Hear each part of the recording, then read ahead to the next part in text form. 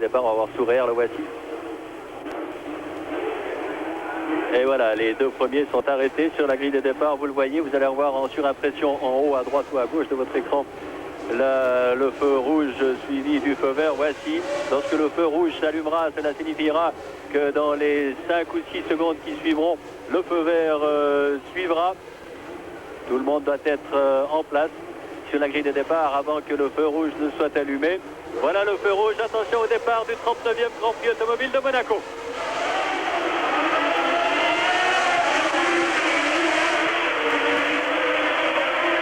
Piquet en tête, devant Villeneuve. Superbe départ avec un léger blocage ici pour le peloton. Mais superbe départ de Piquet. Villeneuve, comme il le craignait, a légèrement patiné au moment du départ. Et c'est Nigel Mansell qui doit occuper la 3e place. Avec deux voitures qui se sont touchées. Il doit y avoir, je crois que c'est De Cesari, c'est peut-être une Ferrari. Difficile de juger sur cette image. On fera un pointage tout à l'heure, mais à Sainte-Dévote, deux voitures se sont touchées.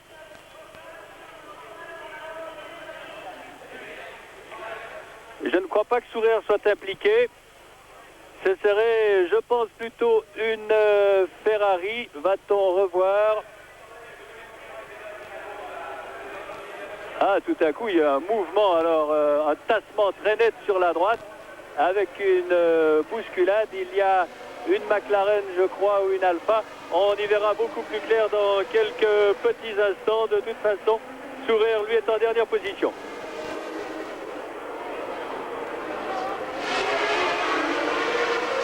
Et Villeneuve en deuxième position. Troisième Mansell, quatrième Reutemann. Et 5e Jones à la fin du premier des 76 tours. Oui, Piquet, Villeneuve. Lafitte 6e, suivi des deux Renault.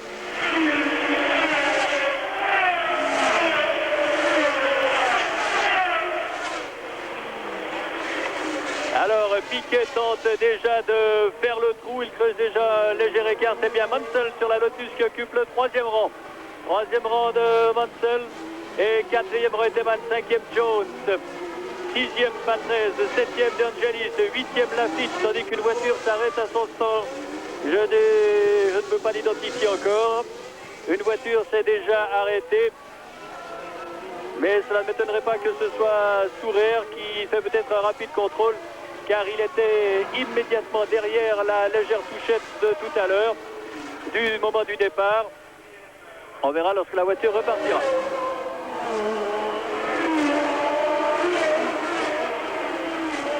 Oui, c'était Sourer. C'était effectivement Sourer qui s'est arrêté une première fois pour un contrôle, car il a passé très près de cette touchette du départ. Et Marc Sourer, sans doute, a voulu faire vérifier sa voiture. Il a bien fait. Patrese avec De Angelis derrière lui. Lafitte, suivi par les deux Renault.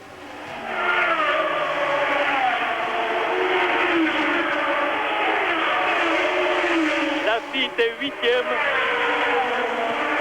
9e Prost, 10e Arnoux, 11e Watson, 12e Tambay, 13e Stiller, 14e Stor, 15e Giacomelli, 12e Pironi. Alors, je crois que c'est Andretti et De Cesaris qui ont dû se toucher au moment du départ, selon toute vraisemblance, car les deux manquent à l'appel ici.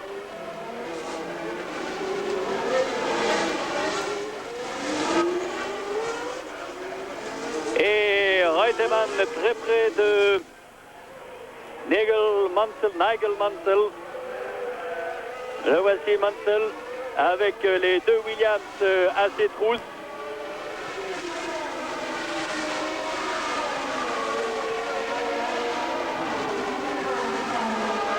Et oui, alors les deux éliminés, effectivement, Andretti et De Cesaris.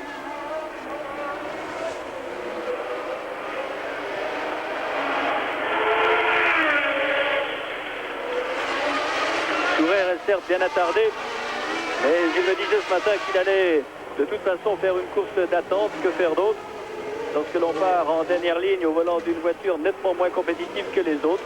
La course est longue, elle est pénible pour les mécaniques et en particulier pour les boîtes de vitesse.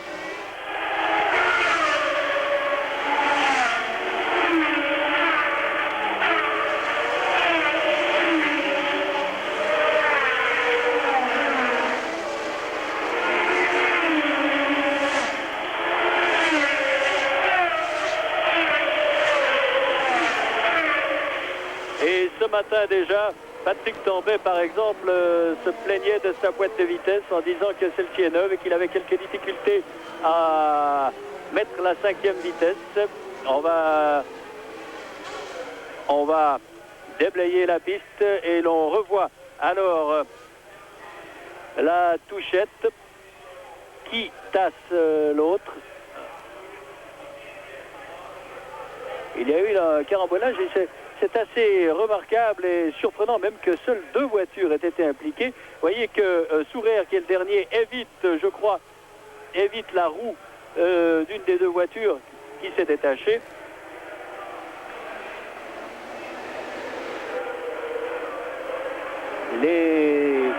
Nous en sommes au 4e tour. Villeneuve, léger travers au contour de la piscine.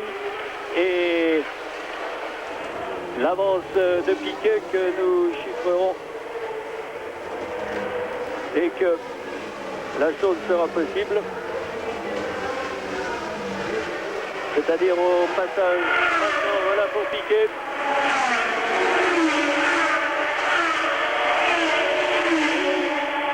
Secondes d'avance déjà pour Piquet sur Gilles Villeneuve. En 3e position, Nigel Mansell, toujours Reutemann, 4e, 5e Jones, 6e Patrick, 7e D'Angelis, 8e Lafitte, 9e Prost, 10e Arnoux, voilà pour les 10 premiers. Tandis que Sourer est 18e pour l'instant, puisque 2 voitures ont abandonné.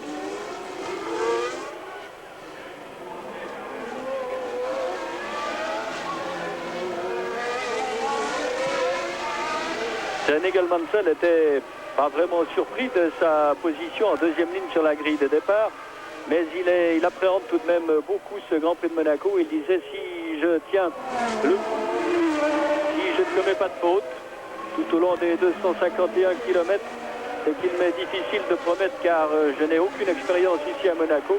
J'espère figurer parmi les 3 premiers. Pour l'instant, il a même tendance à se rapprocher un peu de Gilles Villeneuve. Nigel Mansell, suivi de Reutemann et Jones, puis Patrese, D'Angelis. Voilà pour le peloton des poursuivants.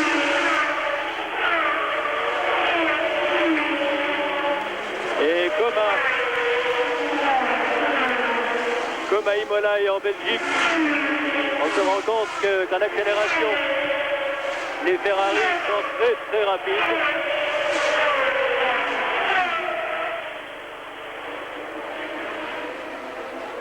Et que la Ferrari de Pironi, elle, se trouve en 15e position.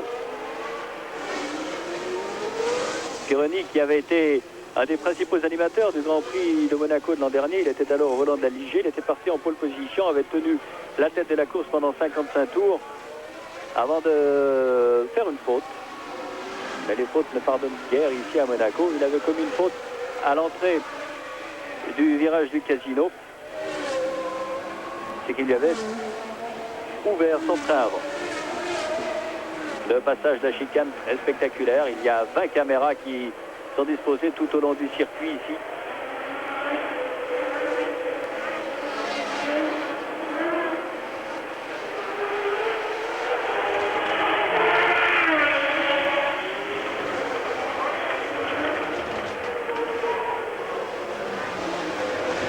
Et c'est bien la première fois qu'une voiture à moteur turbo se trouve en première ligne à Monaco.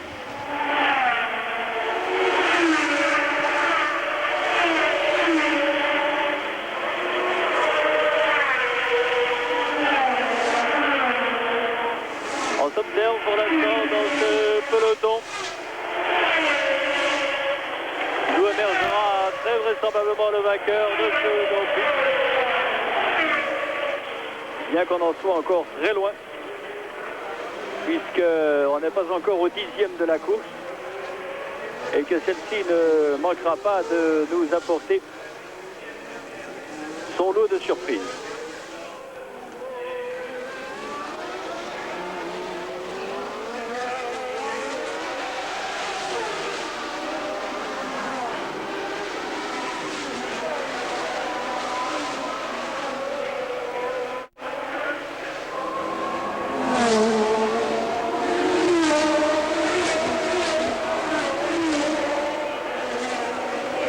À la Mansell.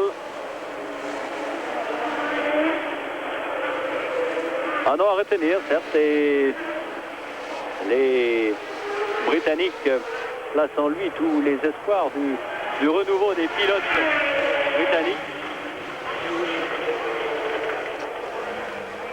En attendant, nous disait l'un d'entre eux, le renouveau du football britannique au niveau international.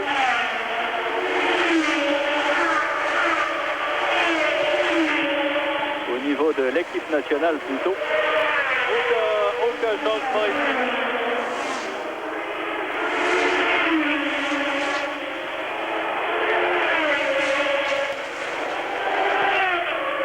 Aucun changement, seuls les écarts varient quelque peu.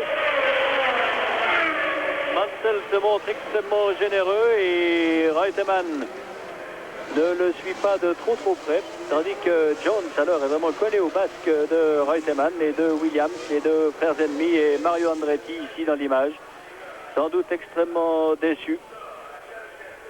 Mario Andretti, vainqueur la semaine dernière à Indianapolis, après que le vainqueur ait été déclassé, il faut le dire, mais tout de même. Et le classement qui vous apparaît en surimpression. Les 6 premiers avec 6 secondes et 14 millièmes d'écart entre le premier et le 6e.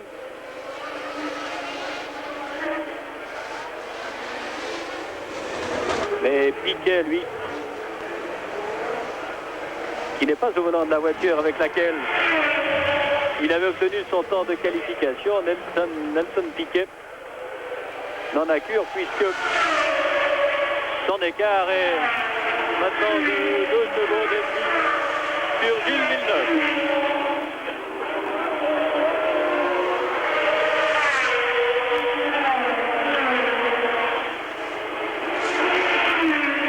Watson est 11e. Watson qui a connu un départ pénible, tombé 12e. Stiver 14e. Sort 15e. Giacomelli, Pironi et Alboreto 17e, donc Pironi est 16e.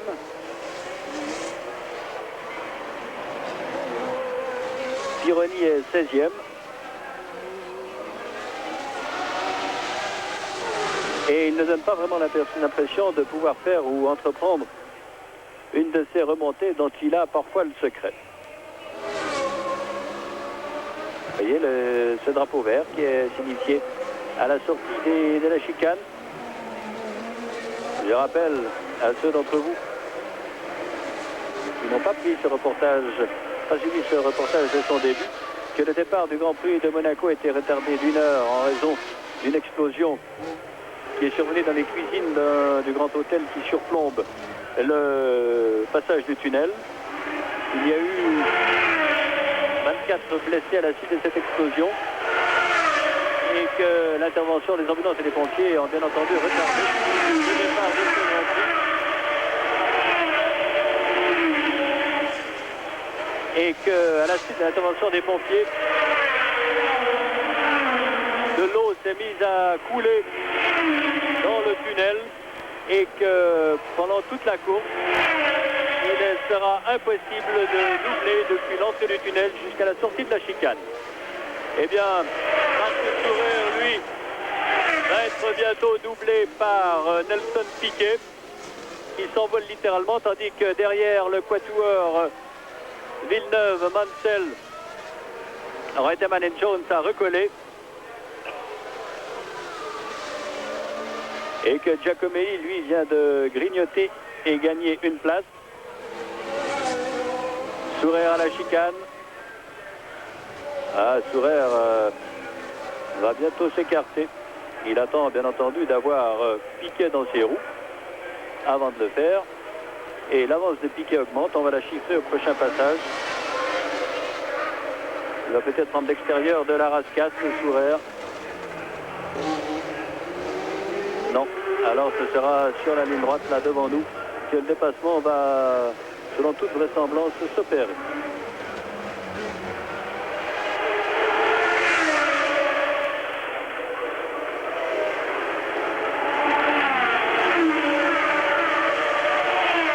Très sportif. Fidèle à son habitude, vous avez vu que Sourer s'est écarté au freinage de Sainte-Dévote. Et l'écart entre Piquet et Villeneuve est passé de 2 secondes à 4 secondes 67.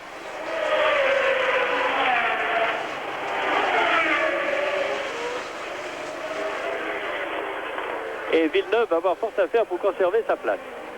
Alors Storr ne passe plus.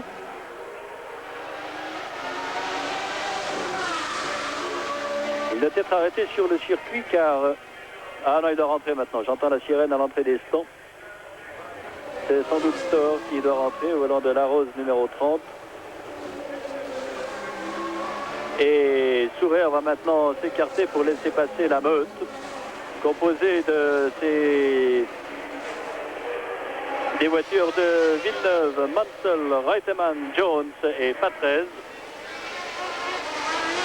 Un Mansell très pressant derrière le bouillant Gilles Villeneuve.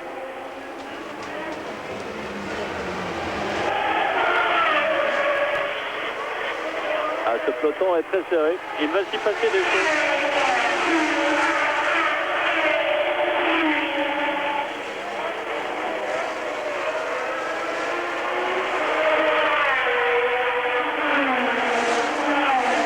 Deuxième groupe emmené provisoirement par Sourer. Voilà, Sourer qui prend l'intérieur.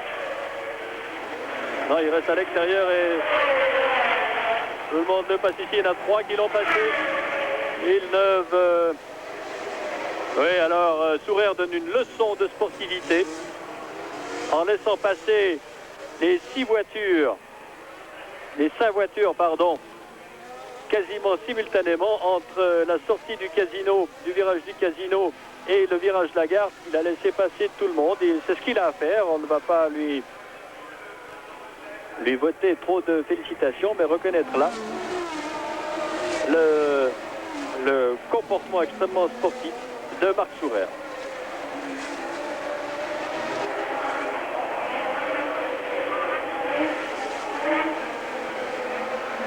On va reprendre l'écart car il semble que celui-ci est encore augmenté.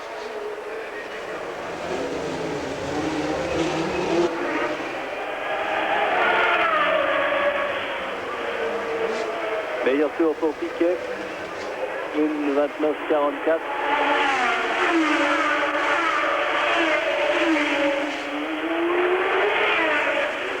Tandis que Storr repart. Il y a maintenant 7 secondes, 7 d'avance pour Piquet. Alors qu'il semble littéralement s'envoler hors de portée des poursuivants. Le record officiel est détenu par Reutemann, vainqueur l'an dernier. Le record du tour en 1:27:42, soit à 136,393 km/h de moyenne.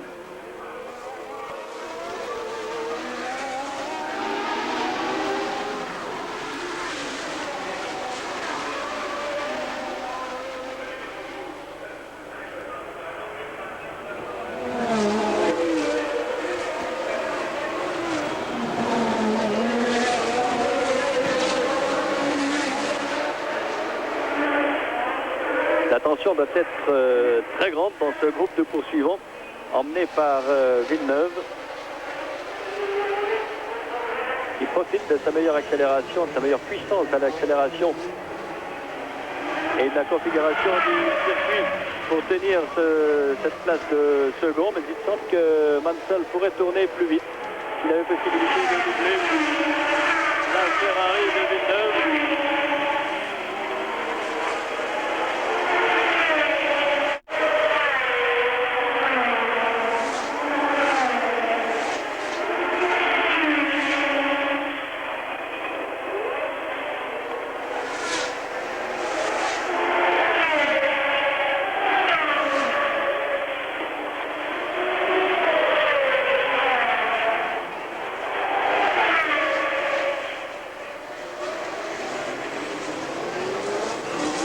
Et voilà Reutemann qui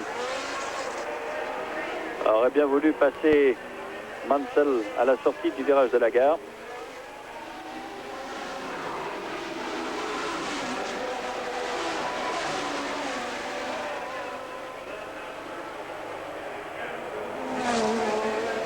Et il y a eu, oui, un petit temps d'hésitation là dans les poursuivants de Villeneuve. Ils sont à une petite cinquantaine de mètres du Canadien.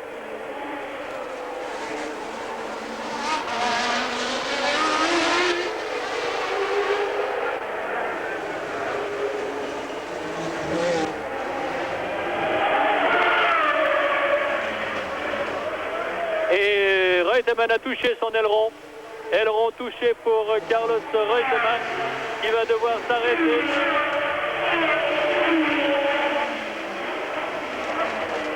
Alors est-ce la fin de la série pour Reutemann?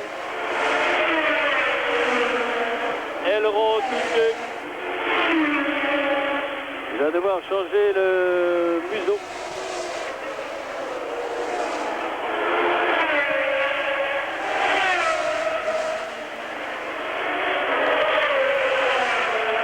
Voyons, nous allons voir si l'opération va durer longtemps. Combien de temps elle prendra? Et voici ici, je crois que c'est De Angelis qui a dû passer Mansell. Oui, oui, c'est Jones qui est troisième.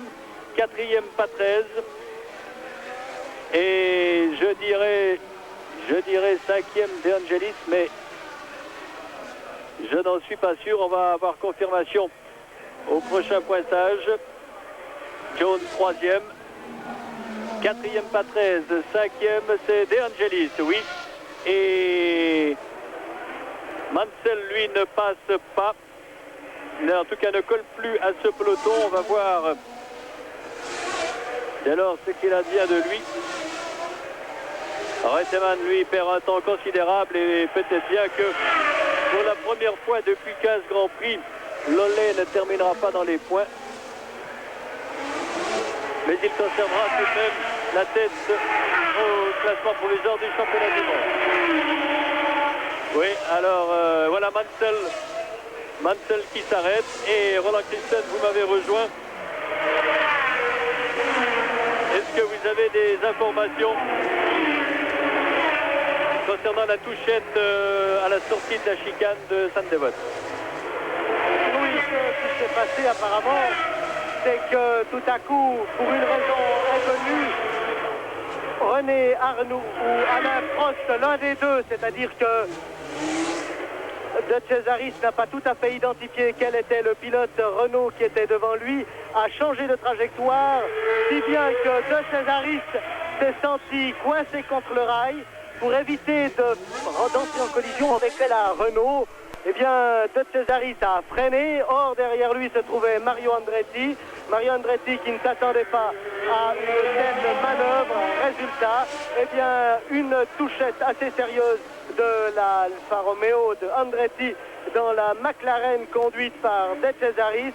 Et on a vu donc que c'était l'élimination pour ce pauvre De Cesaris qui aura fait une course d'environ 1,5 km et qui espérait pourtant faire un peu mieux pour son 22e anniversaire. Et puis il y a eu une troisième victime dans cette collision. Il s'agit de Marc Sourer. En effet, l'une des roues arrachées d'une des voitures heurtait l'Enzyme que pilote Marc Sourer. Résultat, une roue faussée, une suspension un peu endommagée. Sourer s'est arrêté au stand pour faire changer sa roue avant droite, ça à toute fin du film, et il est reparti en queue de peloton. C'est donc ainsi que cet accrochage aura fait 2 victimes qui ont été éliminées de malheureux Marc Sourer. Sourer, donc de toute manière, il faut le dire, les ambitions ici à Monaco étaient limitées. Enfin, l'arrêt de Store est à relever. Des problèmes d'alimentation, des problèmes probablement de pompe à essence. Store a repris le départ après s'être arrêté au stand, perdant lui aussi toutes ses chances de remporter cette épreuve qui se déroule à un rythme absolument formidable, n'est-ce pas Jacques? Oui, un rythme formidable, et aussi bien Mansell que Reutemann ont tenté de reprendre ce rythme puisqu'ils sont repartis en piste. Pour l'instant, c'est la démonstration de virtuosité de Gilles Villeneuve. Gilles Villeneuve qui tient toujours la deuxième place. Il est temps de faire un pointage après 16 tours. Nous avons Piquet qui passe un instant devant moi. Piquet en tête, qui précède Gilles Villeneuve. En troisième position, Jones, tandis que Mansell est à nouveau arrêté. Quatrième, Patrese. Cinquième, De Angelis. En sixième position, on devrait voir arriver, je pense, Andretti, mais qui est très attardé. Lafitte, pardon, oui, Lafitte qui est sixième avec un retard de 22 secondes maintenant. Puis en septième position, Alain Prost. Huitième, Arnoux. Neuvième, Watson. Dixième, Tambay. Onzième, Chiver. Douzième, Giacomelli. Treizième, Pironi. Et 14e, Alboreto. Les 14 voitures dans le même tour. Puis plus loin, alors que De Angelis a dû passer. De Angelis a... Non. Il semblait tout à l'heure que De Angelis avait passé Jones. Ce n'est pas vrai. Au contraire, Jones...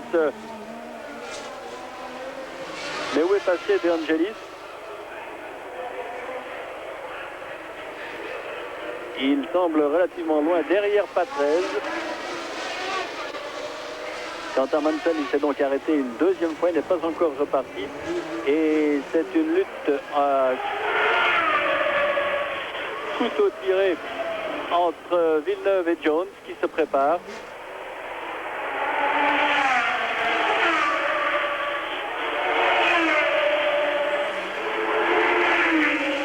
De Angelis est relativement loin, vous allez le voir poindre peut-être, voilà, vous l'avez tout au fond, à Sainte-Dévote. Puis en sixième position, Lafitte. Septième, Arnoux. Huitième, Prost. Neuvième, Watson. Et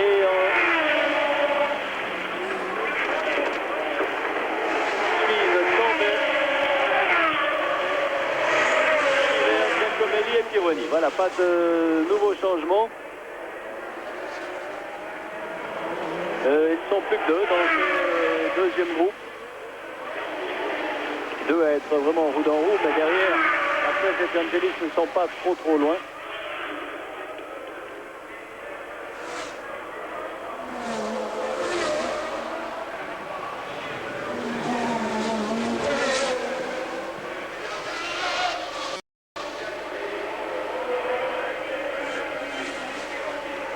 Une voiture s'arrête au stand.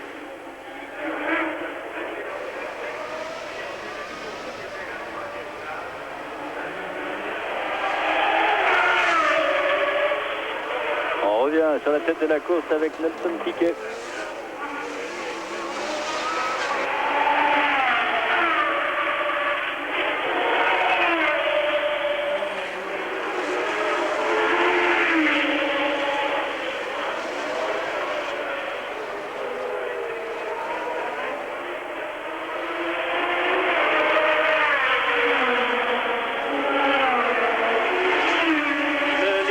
Après 19 des 76 tours de ce Grand Prix. Un Grand Prix qui va être encore bien long. Et Jones a passé Villeneuve. Jones a maintenant passé Villeneuve. Jones est en deuxième position. Alors, va-t-on assister à une explication entre Jones et Piquet? On va prendre l'écart au prochain passage. Il est assez surprenant que Jones ait passé Villeneuve si rapidement. Peut-être le Canadien a-t-il commis une petite erreur, un léger écart au casino où les caméras ne le suivaient pas.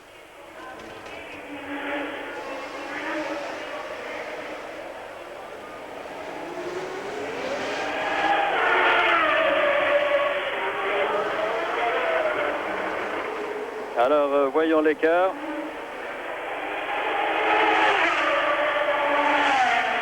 Pas tout à fait 9 secondes, pas tout à fait 9 secondes d'avance pour Piquet sur Jones.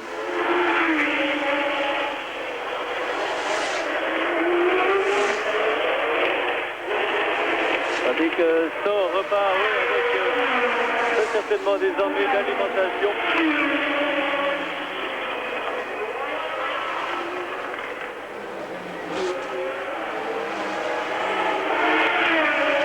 Patrese se rapproche quelque peu de Villeneuve.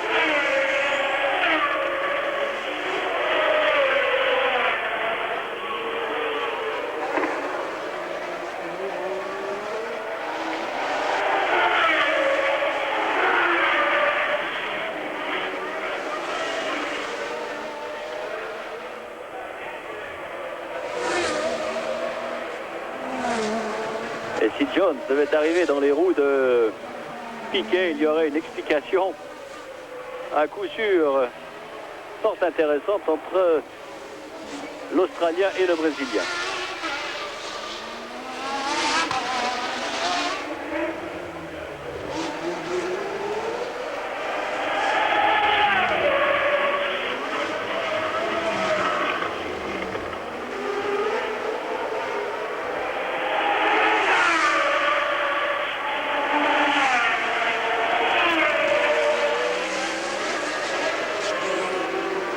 Peut-être Villeneuve fait-il une course tactique en ce moment.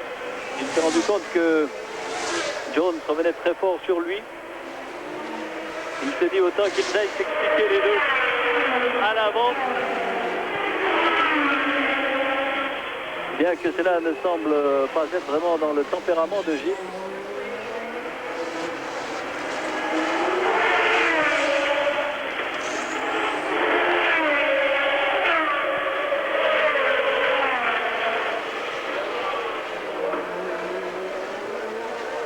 Quant à Carlos Reutemann, qui est attardé à plus de 2 tours maintenant,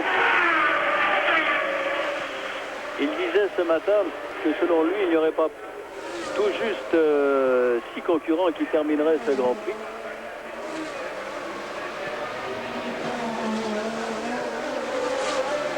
S'il y pense, cela peut-être va lui donner l'espoir de terminer ce Grand Prix et qu'il le termine dans les points. Tandis que l'on s'affaire toujours autour de la voiture de Stoll.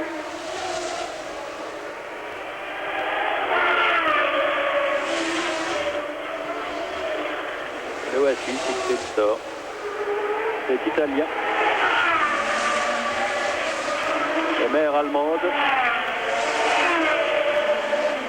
Et qui a épousé une Montreusienne.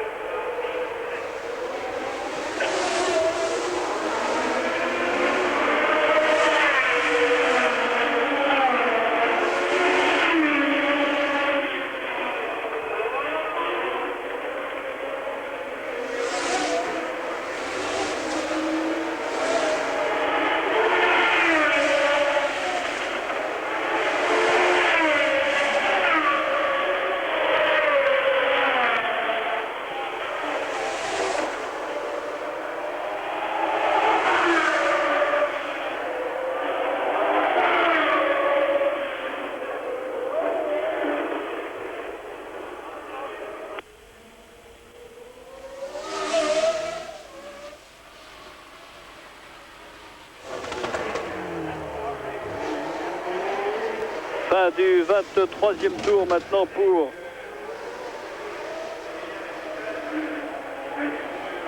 Nelson Piquet.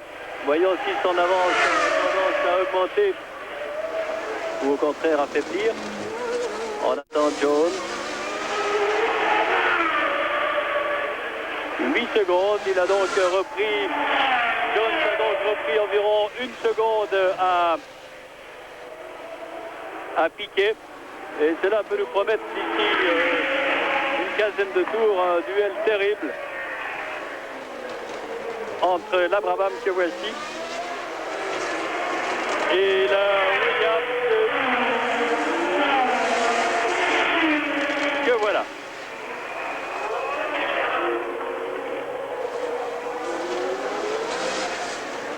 Et derrière, Patrese est maintenant quasiment dans les roues de Gilles Villeneuve.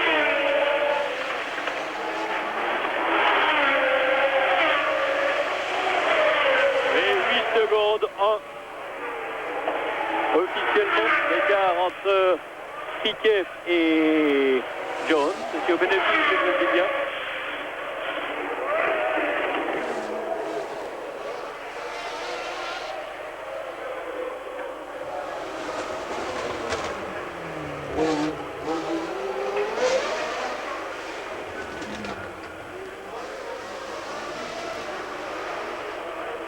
On arrive maintenant au tiers de la course.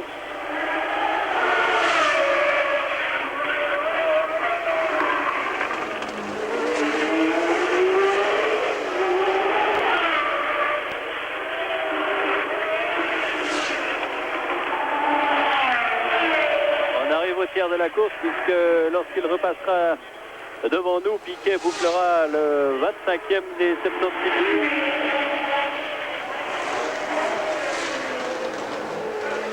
Avec Joe. Alors on ne sait pas ce qui s'est passé.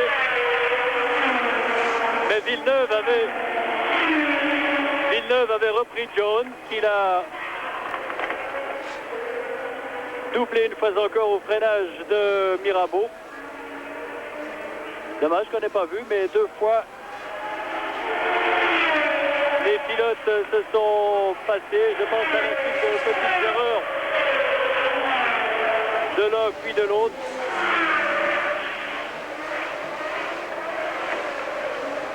Pour l'instant, Piquet, lui, ne commet aucune erreur. Alors on revoit Jones qui passe une fois encore Villeneuve, qui avait dû profiter d'une hésitation de l'Australien, je pense, par l'intérieur de fort belle façon.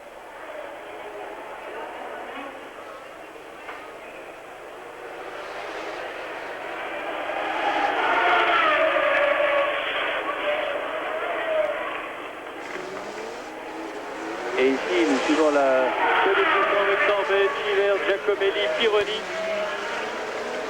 qui vont peut-être bientôt concéder un peu au leader. Non, tout de même pas encore. Et Patrese maintenant a passé Villeneuve à son tour, ce qui fait que le classement voit toujours Piquet en tête devant Jones. Troisième position Patrese, 4e Villeneuve, 5e D'Angelis, 6e Lafitte, 7e Arnoux, 8e Prost, 9e Watson et 10e Tambay. Meilleur tour de Jones en 1:28.534.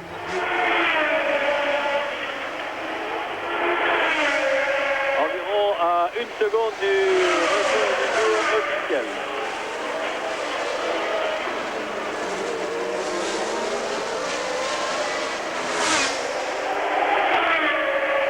Le groupe de Chiver, Pironi qui vient de gagner 2 places. Pironi qui vient de doubler Giacomelli. Il y a Reutemann qui, le voici, Reutemann qui amorce une remontée. Reutemann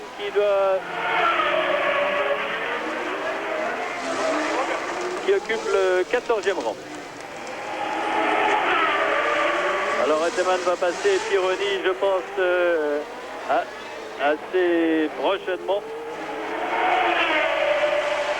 Pironi en but à des difficultés s'écarte.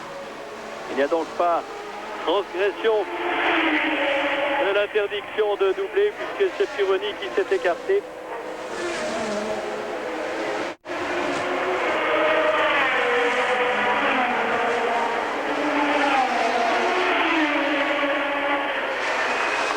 que Reutemann est dans le même tour que Piquet. La chose n'est pas certaine.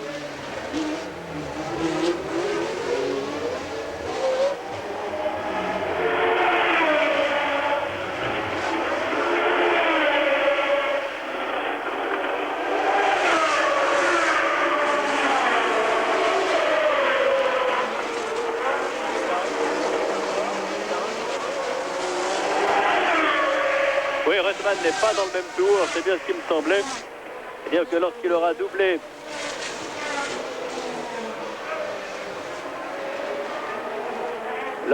doublé ses concurrents, il aura encore un tour de retard sur eux. Il est maintenant derrière Cheever, derrière Eddie Cheever. Carlos Reutemann, voilà qu'il le passe. Alors, Carlos plus déchaîné que jamais. Elle a cité sa petite touchette qui lui a valu un arrêt au stand pour changer le museau de sa voiture. Les positions et les écarts, on constate que Jones a repris une demi-seconde à Piquet. Les deux pilotes des deux Williams sont vraiment déchaînés, tandis que Giacomelli a de la peine à faire mieux au volant de son Alfa Romeo.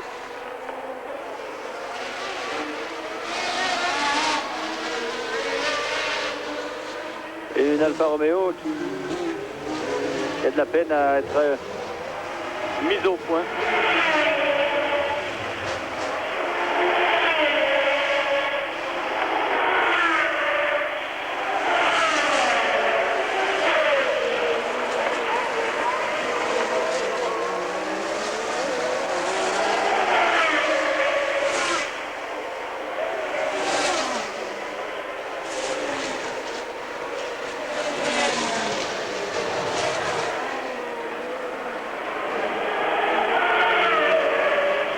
Et la lutte fait rage entre Cheever et Pironi.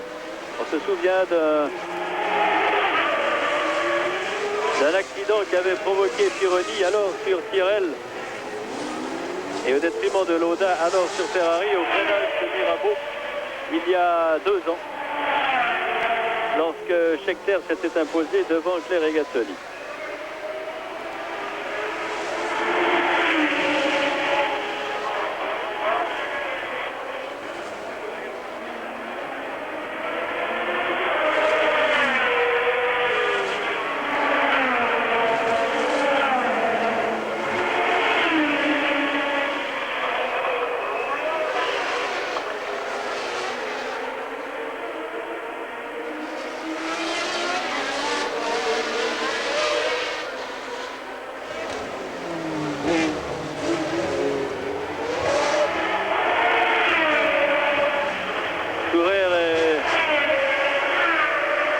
Dans la course, mais il concède régulièrement du terrain.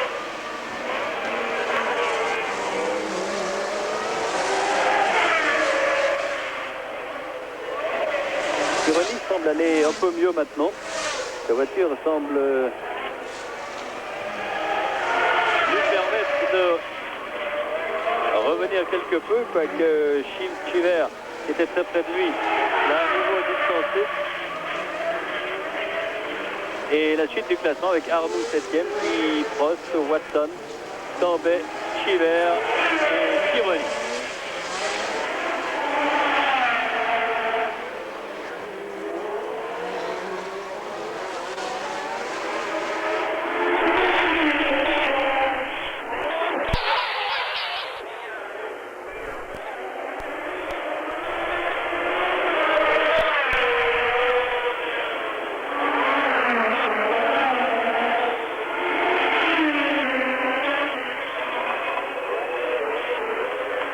Vous voyez que ce duel Cheever-Pironi, pour l'instant, n'amène pas grand-chose, car Cheever parvient à...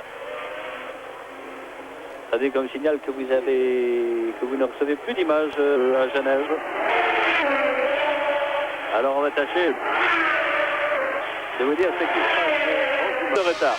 Alors Roland, vous avez eu pour affaire tout à l'heure à voir tous les... tout ce qui s'était passé au niveau des abandons. Quelles sont les nouvelles que vous nous apportez?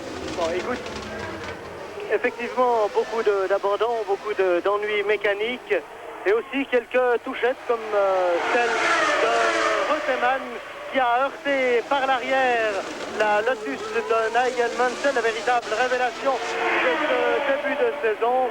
Résultat, Reutemann s'est arrêté au stand pour faire changer d'abord son aileron avant et puis sa voiture est...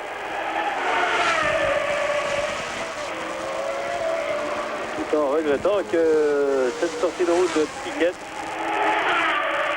qui n'était pas spectaculaire, rassurez-vous, n'a tout de même pas pu être présenté. On va voir peut-être la voiture, c'est ici que se trouve, voilà, voyez, sur la gauche, et Patrese qui vient de sortir de sa voiture.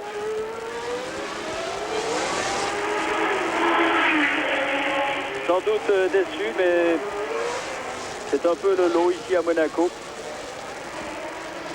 Le circuit entre les rails, un tracé 3 sinueux et les fautes ne pardonnent pas. Reutemann qui a dû s'arrêter pour faire réparer l'avant de sa voiture, de même que Piquet en ont fait l'expérience. Tandis que Watson vient de remonter à la 7e place, derrière Laffite et devant Arnoux.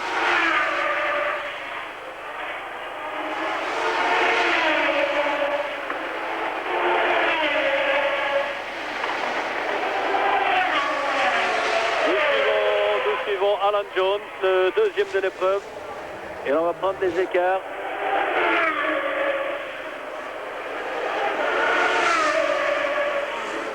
Jones, Piquet vient de passer devant moi.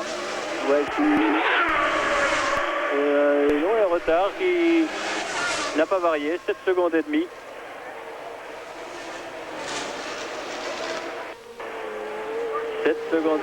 Et voici Laffite et le peloton du poursuivant les deux Renault. Et Watson qui a reperdu 2 places car il est maintenant derrière les 2 Renault.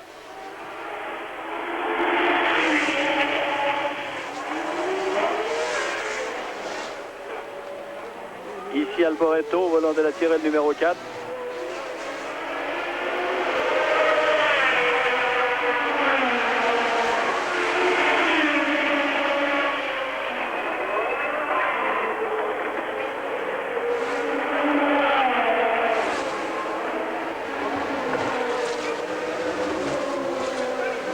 Nelson Piquet ne connaît pas le moindre problème pour l'instant.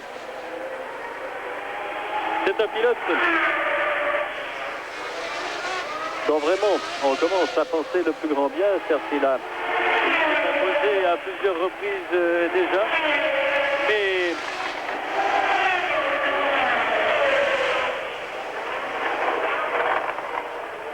un connaisseur du sport automobile tel que David York, qui a été directeur de course des plus grandes écuries, aussi bien en endurance que dans les courses de Formule 1. Le Renault est arrêté. C'est celle de Arnoux. Arnoux est arrêté au virage de la gare. Abandon de René Arnoux. Et une voiture qui rentre dans un grand... Et De Angelis a dû exploser son moteur.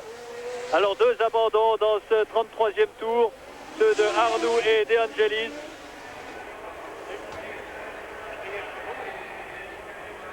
Arnoux et De Angelis, simultanément d'Angelis qui a fait une belle course. Alors en tête de course, il y a pas mal de changements, puisque en très peu de temps, nous avons eu Patrese, De Angelis et Arnoux. Et avec un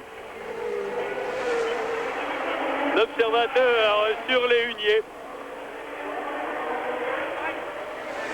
Voici René Arnoux. L'année dernière, il avait abandonné au virage précédent. René Arnoux est maintenant, cette année, au virage de la gare.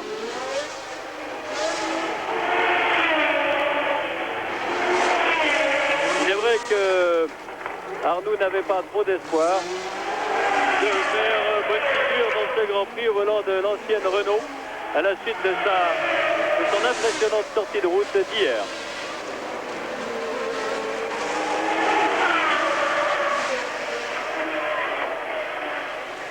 Patrick Tambay qui va doubler Sourer bientôt. Avec ici, un tête à queue de Chiver devant. Oh là là, il se sauve vite, Chiver, il a raison, mais c'est lui qui fermait la porte à Pironi. Il est donc puni, demande qu'on le pousse, Eddy Chiver.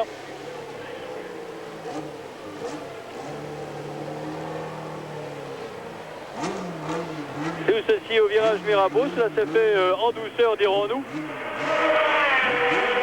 Chiver qui a voulu fermer la porte à Pironi. Il commence à s'énerver un peu de Chiver, mais on ne saurait jeter la pierre au commissaire. Tandis que l'on évacue, je pense, la Lotus. Oui, c'est la Lotus de De Angelis qui se balade dans le ciel monégasque.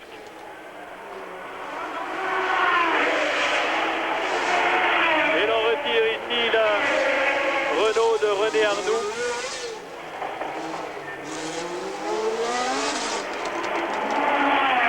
Il a touché, on va revoir le tête à queue de... On va revoir le tête à queue de Chiver qui fermait la porte à Pironi qui tentait de le passer par l'intérieur. Un petit balai pour tirer les Ferrari.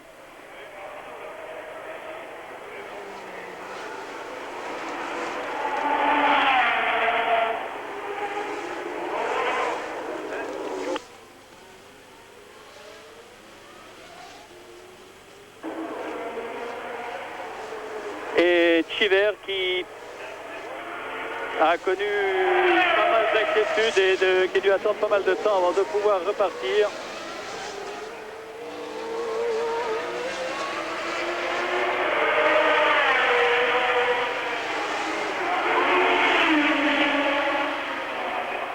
Alors là, tandis que l'on approche de la mi-course maintenant et qu'il me semble que l'on signale que l'on agite un drapeau jaune et rouge dans le tunnel, il me semble que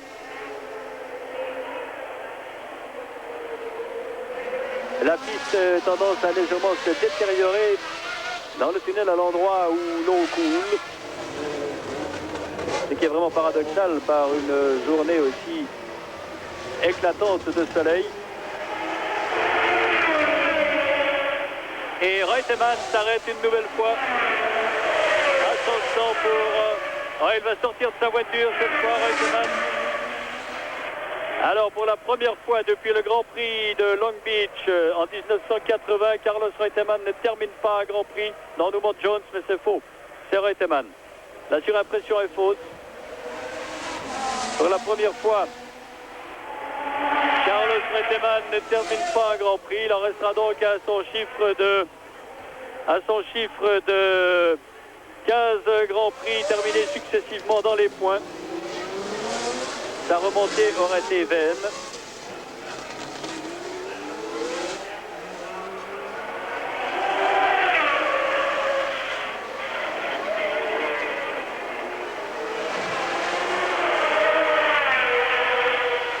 Non, le drapeau rouge et blanc n'est plus arboré.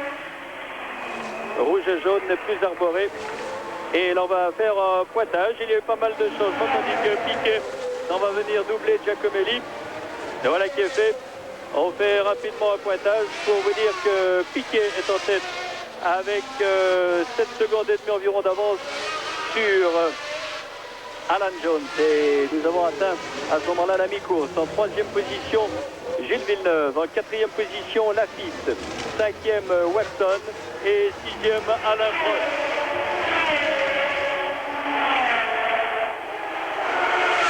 Voilà pour les positions. On voit Pironi qui va bientôt concéder un tour à Piquet. Oh, Piquet qui a touché l'air très légèrement. Il a touché très légèrement la glissière à la sortie de Sainte-Dévote. C'est là un peu déséquilibré. Et vous savez que les Formule 1 sont extrêmement délicate et fragile et sensible. Je ne crois pas que le système de direction et de suspension de Piquet ait subi un quelconque dommage à la suite de cet effleurement de la glissière. Mais tout de même, il ne faudrait pas que Piquet le répète trop souvent.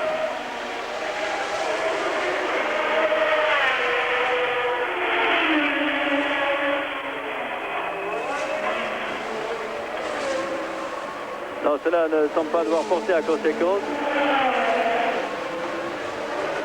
Alan Jones, lui, est à l'affût, de toute façon prêt à profiter d'une défaillance de son leader. Et Jones s'est bien rapproché. Il s'est effectivement... Oui, Jones se rapproche très nettement de Piquet. Et cela n'est pas le seul fait de cette légère touchette. Très très légère touchette. On va prendre des écarts.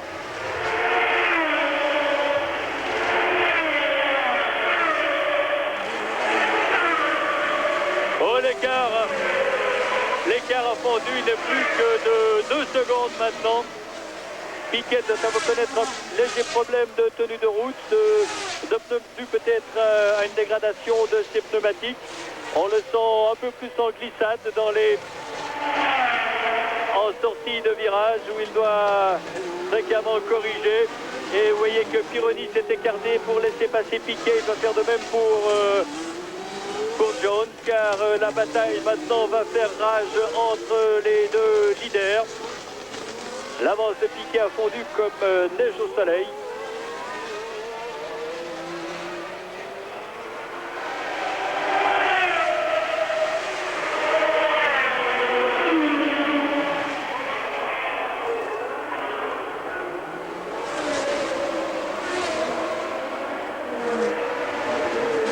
Et le retour de Jones est un peu facilité par le fait que Piquet doit attendre avant de pouvoir doubler Tambay.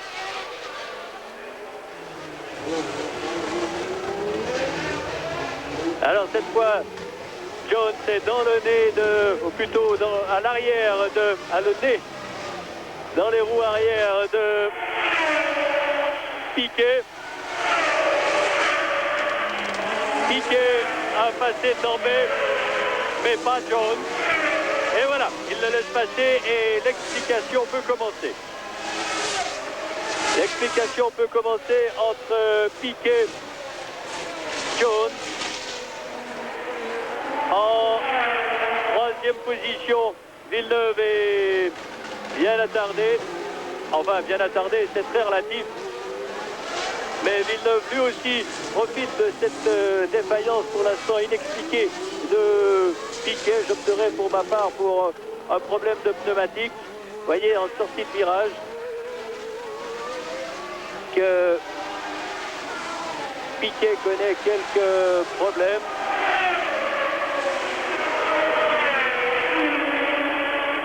Et la course pourrait bien connaître bientôt un nouveau changement non pas un nouveau, mais un premier changement de leader. Et ceci peut-être même avant que les deux leaders, que Piquet et Jones, aient passé doublé pour la deuxième fois Marc Sourer, qui se trouve une centaine de mètres à peine devant eux.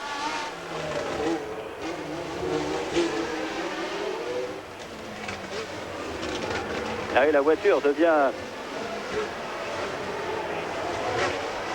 survireuse, la voiture de Piquet, mais son moteur reste extrêmement robuste puisque en accélération, Piquet reprend quelques distances à Jones. Ce sera plutôt en virage que voilà Sourer qui laisse passer les deux leaders.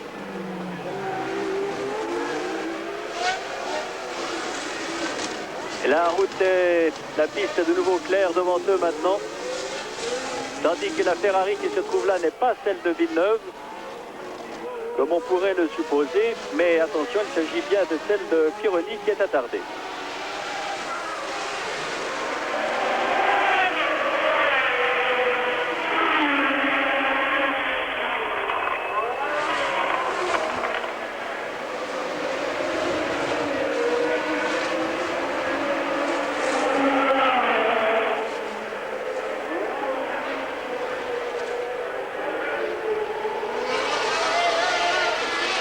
Alors, seuls les 6 premiers sont encore dans le même tour.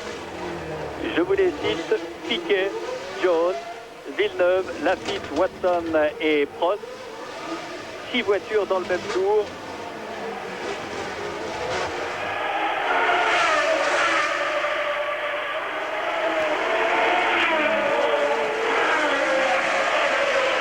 Tandis que nous sommes au 41e des 76 tours que comporte ce 39e Grand Prix de Monaco.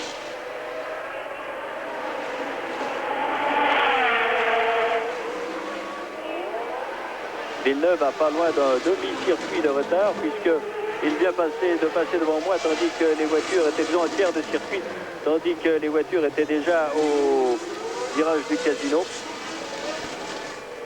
Sourer a maintenant 2 tours de retard, mais il est toujours là, Sourer, et il occupe la 12e place avec ses 2 tours de retard.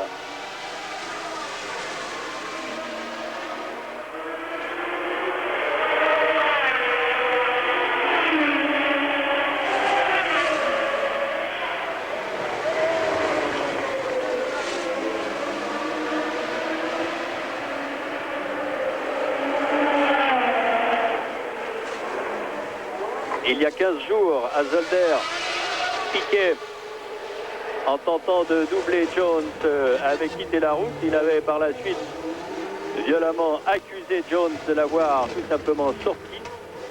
Aujourd'hui, nous nous trouvons dans une situation inverse, avec Jones qui va bientôt tenter de passer le leader.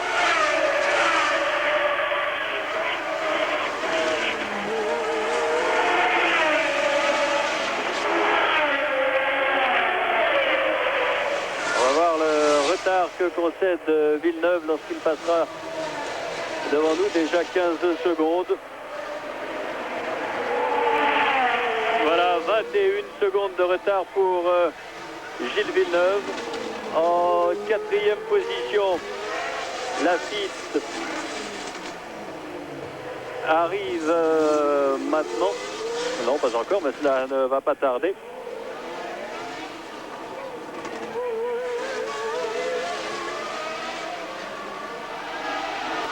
Alors la Laffite est très attardée et le voilà.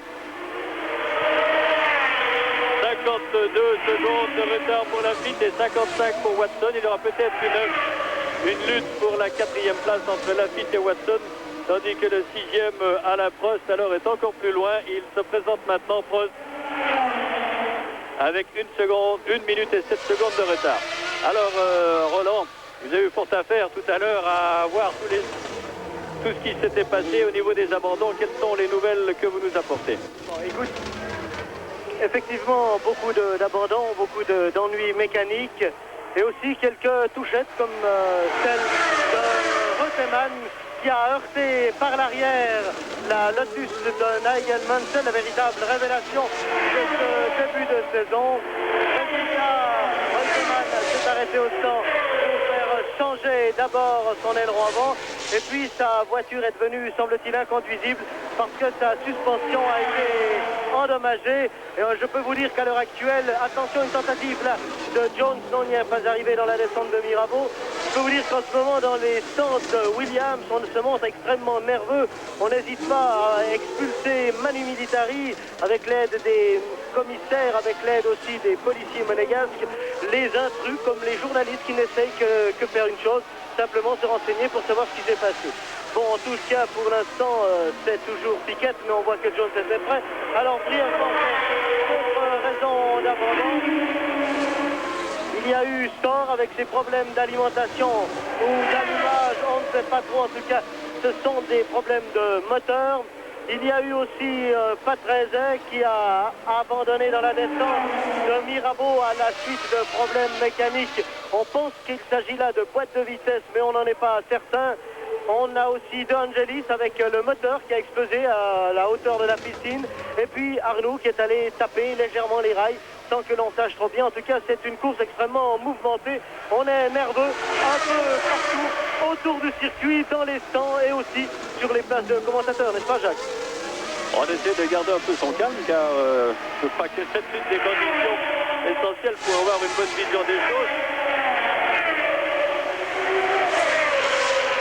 avez dit que dans le sang Williams, il était difficile de travailler.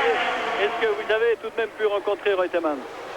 Eh bien, Reutemann, je l'aurais volontiers rencontré, j'étais même prêt à lui parler, et lui était prêt à répondre, mais ce sont ces mécaniciens qui vous refoulent. Et je dois dire que j'ai pas été le seul, parce qu'enfin, j'ai pas voulu insister lourdement, mais j'ai vu d'autres confrères qui, eux aussi, essayaient de photographier, de s'approcher, d'autres de filmer, de parler avec Reutemann. Reutemann n'est pas du tout le bonhomme qui fuit la foule, il est même coopératif avec les journalistes, les reporters, mais enfin, il y a tout son environnement qui, apparemment, est certainement à la joie lorsqu'il s'agit de gagner, lorsqu'on fait les gros titres dans l'actualité, mais éprouve quelques difficultés lorsqu'il s'agit de perdre. Et c'est peut-être là la race des grands champions. Les grands champions, les grandes écuries savent gagner et perdre. Oui, Reutemann est un de ces grands champions, c'est certain, mais chez Williams, il y a encore de ce côté-là pas mal d'expérience, pour ne pas dire de savoir-vivre à acquérir.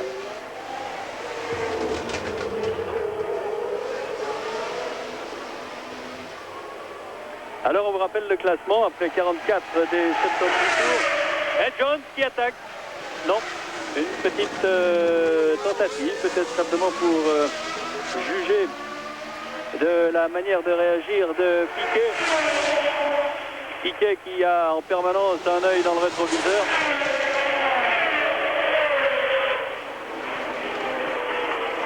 Attention, un des endroits où il est possible de doubler encore. Non, il ne le laisse pas prendre l'intérieur. La lutte va être très spectaculaire certainement entre les deux leaders, entre Piquet et Jones. Mais il est certain que Piquet, qui en veut à Jones, vendra très chèrement sa peau.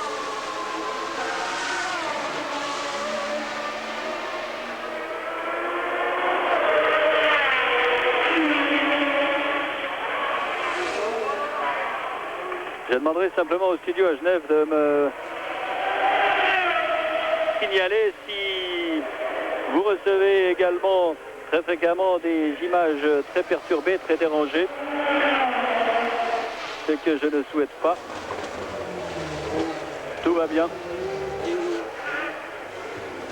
C'est l'essentiel. Alors, Jones a reperdu un peu de terrain sur Jones, que l'on a vu en très légère difficulté également tout à l'heure à la sortie du portier.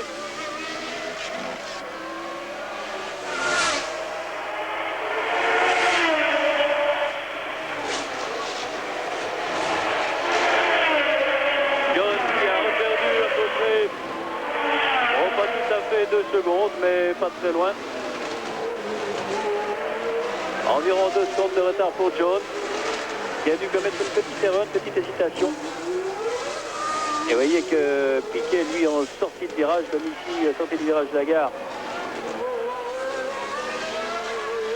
doit contre-braquer assez violemment pour corriger le survirage croissant de sa voiture.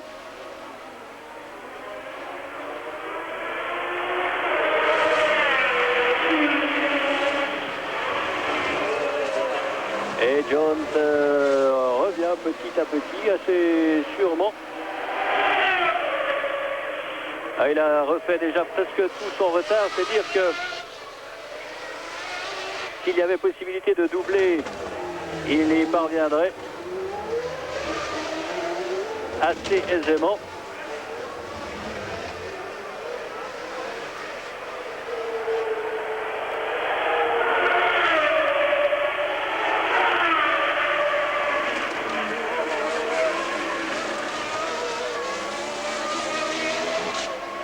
Et on ne sait pas si Prost a passé. La chose n'est pas sûre. Prost est toujours signalé en 6e position, mais dans ce tableau avec un retard de 2 tours environ. En effet, les voitures sont dans leur 48e tour maintenant. Et Jones est quasiment dans les roues de Piquet. Donc, situation inchangée. Et écart variable, avec Piquet en tête devant Jones, 3e Villeneuve, 4e Lafitte, 5e Watson et 6e.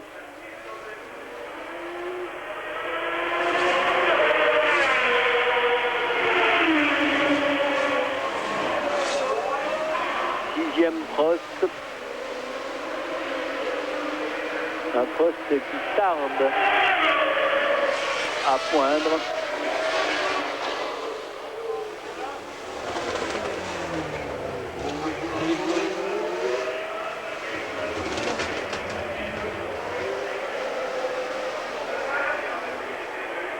Non, Prost ne passe plus.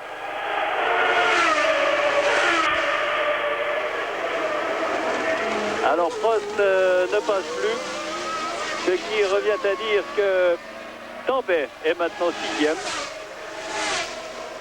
Patrick Tambay pour l'instant 6e.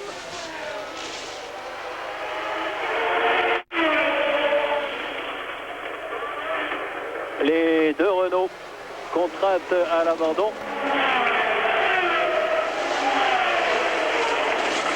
On dira simplement que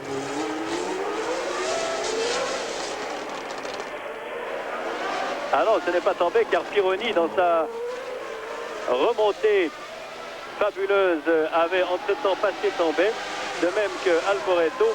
Alors nous avons 6e Pironi, 7e Alboreto, 8e Tambay, 9e Giacomelli, 10e Chiver et 11e Touraine.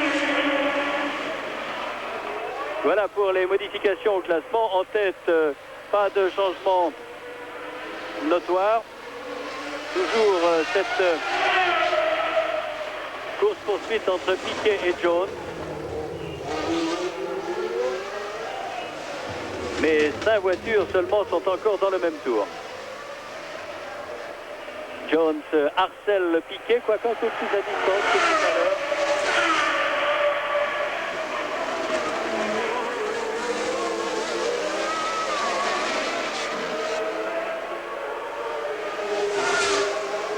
Prost a connu pas mal d'ennuis de boîte de vitesse durant tous les essais.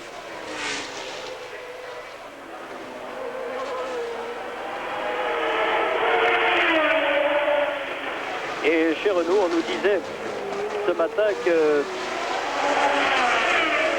si deux défaillances de boîte de vitesse avaient été expliquées, la troisième ne pouvait guère se corriger et que l'on avait demandé aux pilotes de passer les vitesses avec un peu plus de douceur, dirons-nous, que d'habitude.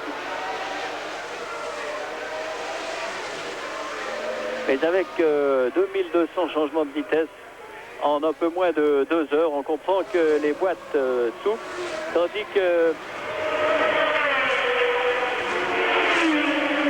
Tambay, lui, est en train de perdre du terrain et il était relégué tout à coup en 9e place. En 2 tours, il a passé de la 7e à la 9e place.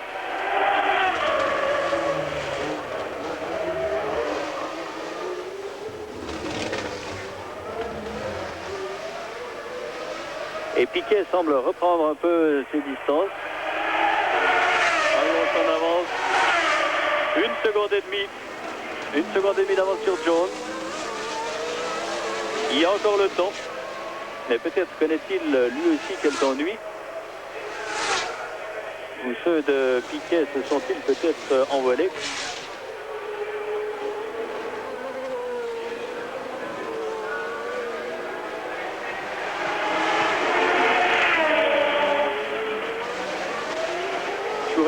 Mène une course vaillante, tant plus dirons-nous.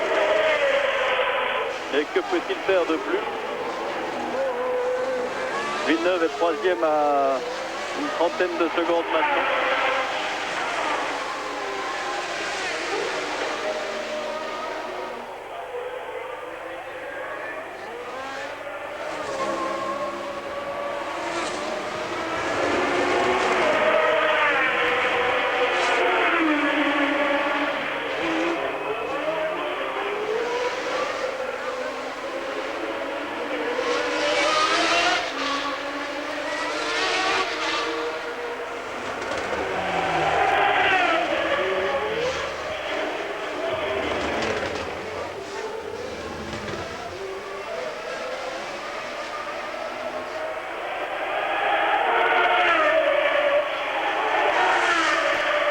Piquet a repris une demi-seconde à peu près à Jones, puisque l'écart est passé maintenant à 2 secondes en espace d'un tour. Il reste 25 tours à couvrir.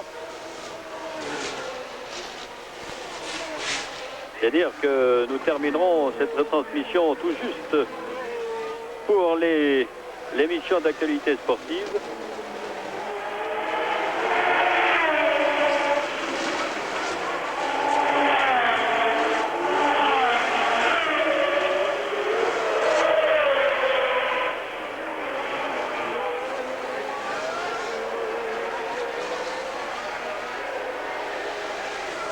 Et un tête à queue là, de Alboreto.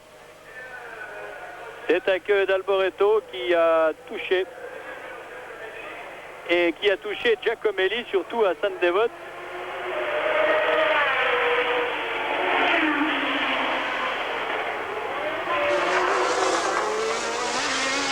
Touchette à la sortie de San Devot entre Alboreto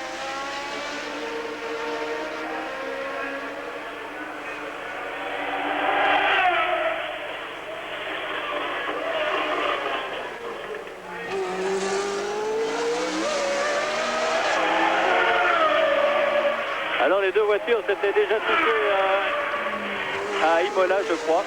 On va revoir au ralenti, voici Alboreto.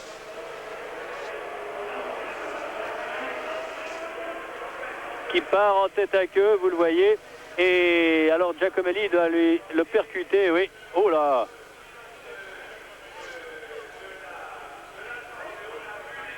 Et Giacomelli n'a pas pu éviter Alboreto en perdition. En tête à queue, c'est la touchette. Et l'élimination pour les deux voitures.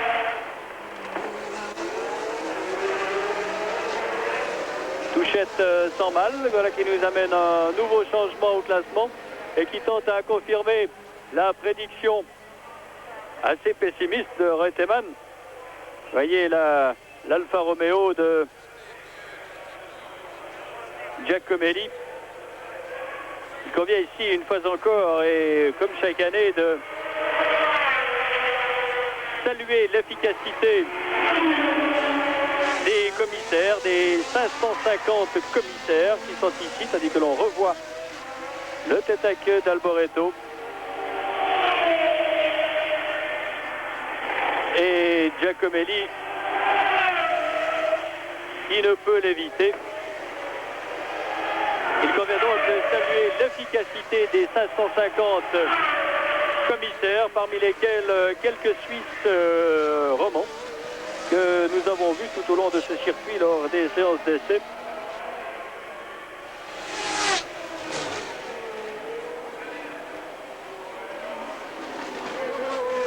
On revient en tête de course avec Piquet, dont l'avance tente à grandir, à s'accentuer sur Jones. Nous la chiffrerons au prochain passage.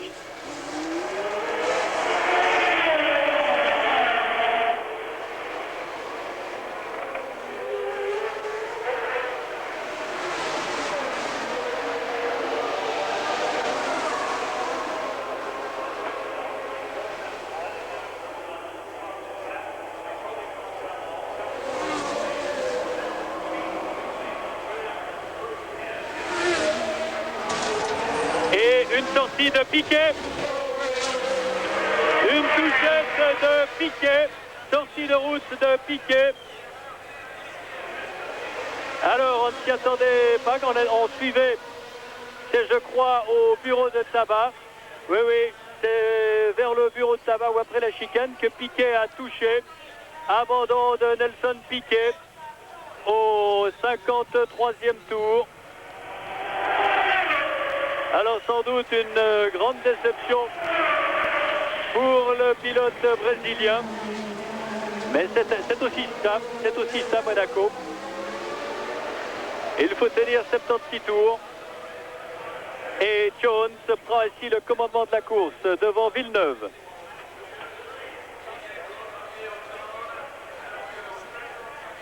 Au moment même où Piquet semblait tenir Jones à distance avec 2 bonnes secondes d'avance. C'est l'erreur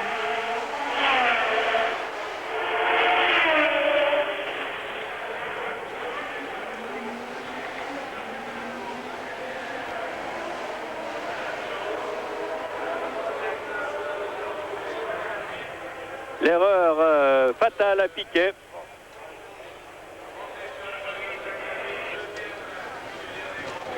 Et le classement voit donc Jones en tête devant Gilles Villeneuve, deuxième. Troisième, Lafitte.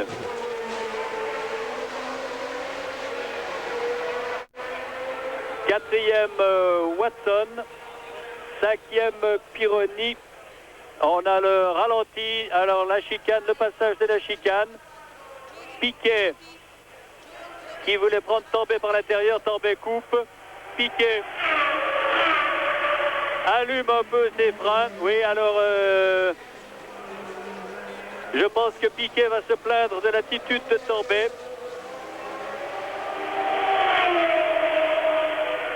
Il est très difficile de trancher. On aimerait revoir encore une fois. Il est très difficile de trancher. Voilà qui est fait. Voyez Tambay à gauche de votre écran avec Chiver qui passe. Tambay. Mais Tambay est obligé de se rabattre pour négocier le virage.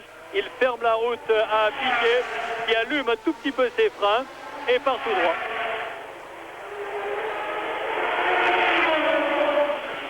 Alors c'est l'abandon de Nelson Piquet dans des conditions vraiment regrettables pour le pilote brésilien. Il est certain que Tambay dira qu'il ne pouvait rester plus longtemps à l'extérieur, car il fallait aussi qu'il vire. Piquet, lui, dira que Tambay devait bien le voir arriver dans son rétroviseur. Une faute que nous partagerons, mais une faute des deux. Tandis qu'on nous annonce que Watson a cassé son moteur. Alors, nouveau changement et on se demande s'ils seront 6 à terminer. Et puisque nous en avons plus que 3 dans le même tour, à savoir, premier Jones, deuxième Villeneuve, troisième Lafitte, quatrième Pironi, cinquième Chiver et Tambay serait sixième et septième Sourer. Alors c'est ce qu'on disait, je vois là-bas Giacomelli qui rentre à pied. C'est un peu ce que l'on disait avec Sourer ce matin. Si tu finis, tu marques des points.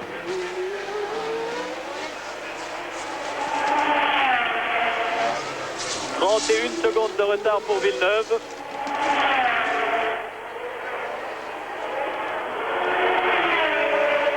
Pironi est à un tour.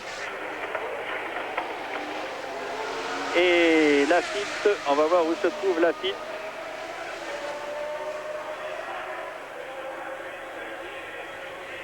Le classement n'est pas aisé à faire aujourd'hui, c'est certain, car les bouleversements sont nombreux. Voilà Lafitte qui passe avec 1 minute et 1 seconde de retard. Les 3 pilotes dans le même tour.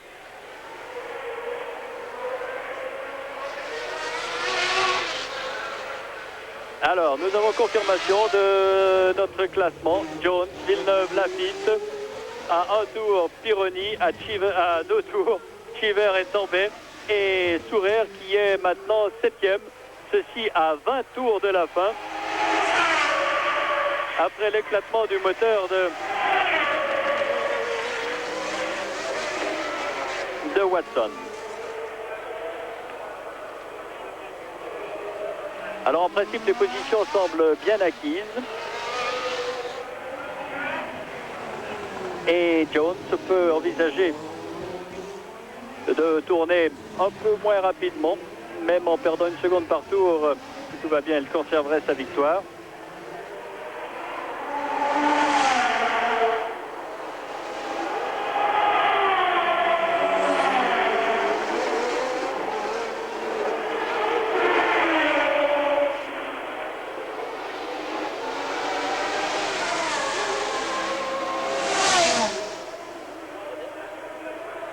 Et Sourer semble revenir assez fort sur Tambay.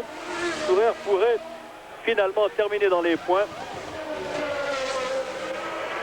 Ce qui ne serait qu'une juste récompense des efforts du Balois, à qui l'on souhaite vraiment, mais vraiment de trouver les moyens nécessaires pour continuer cette saison.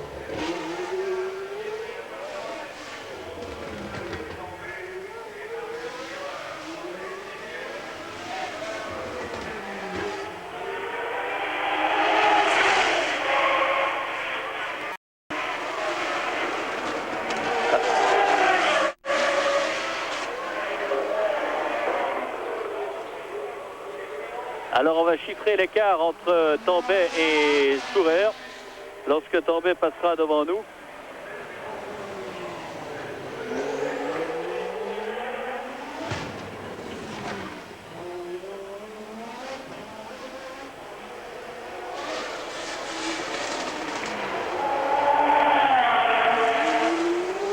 Pour l'instant, on constate que Jones est au virage de la gare, tandis que Villeneuve vient de passer devant nous.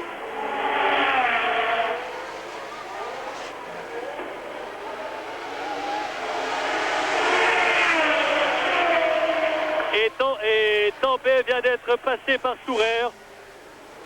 Et Marc Sourer est 6e. Marc Sourer 6e. La dernière fois qu'un Suisse avait marqué des points à Monaco, c'était Regazzoni il y a 2 ans lorsqu'il avait terminé deuxième, oui.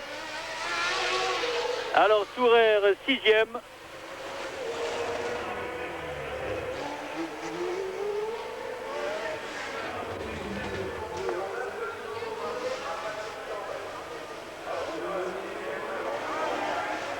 Sourer qui avait déjà terminé 4e au Brésil sous la pluie où il avait réussi le meilleur tour.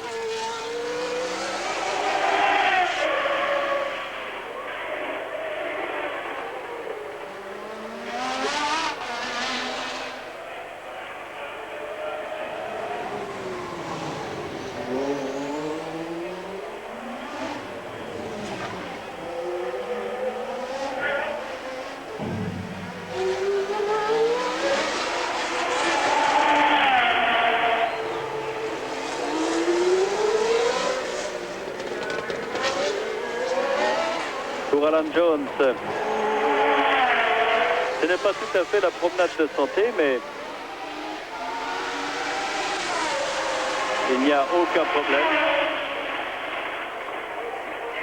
Tandis que vous l'avez constaté, sous le tunnel, l'eau, même si les pilotes passent toujours très à l'extérieur, quand la ligne idéale passe assez par l'extérieur, eh bien,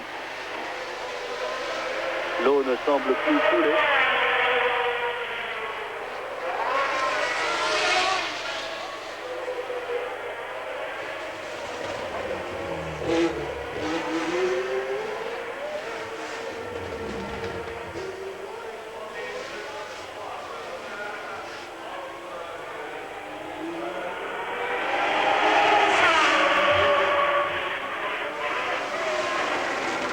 Alors ils sont encore 7 en course et 6 d'aventure.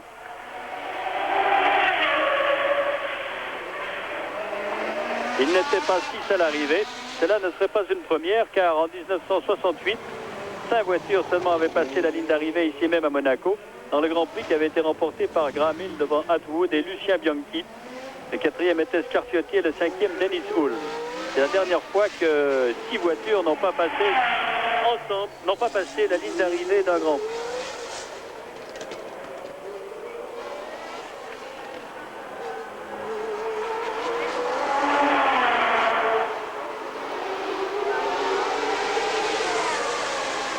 Et si Jones devait l'emporter, sa situation au championnat du monde s'en trouverait un peu confortée puisqu'il passerait de 18 à 27 points. Il ne serait plus qu'à 7 points de Reutemann et là il y aurait à nouveau une situation, un dilemme quasiment cornélien pour Frank Williams et qui consisterait à savoir et à dire lequel des deux pilotes doit être considéré comme le favori, le premier des pilotes. Comme Jones et Reutemann ne s'adressent la parole que lorsque cela est vraiment nécessaire, en doute qu'ils puissent résoudre le problème par eux-mêmes. Vous voyez que Jones alors prend beaucoup plus, vire beaucoup plus lentement. Maintenant, il assure.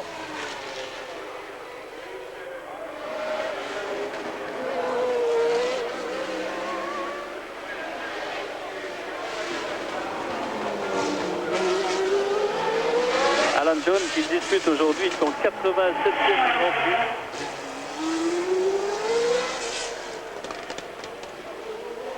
Un Alan Jones qui a connu des fortunes très diverses cette saison.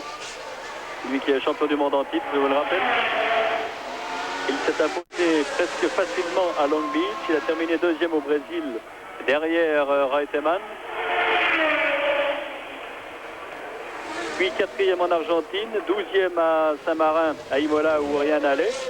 Et était victime d'une assez violente sortie de route en Belgique il y a 15 jours.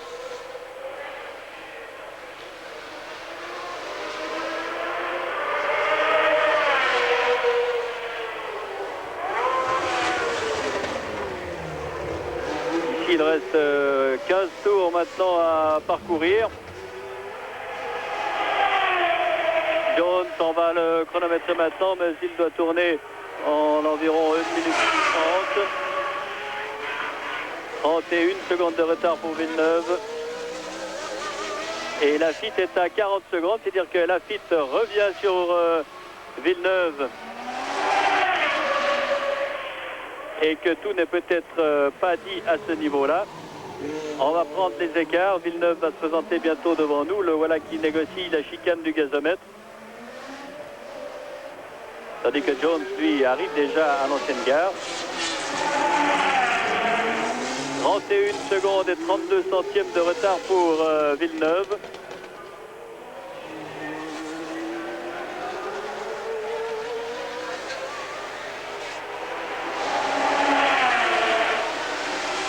Non, alors la surimpression de tout à l'heure était fausse car Laffite est...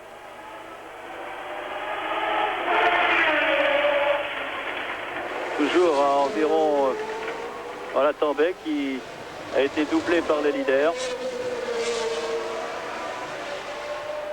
Mais on ne peut s'empêcher de penser que Piquet n'a pas de chance.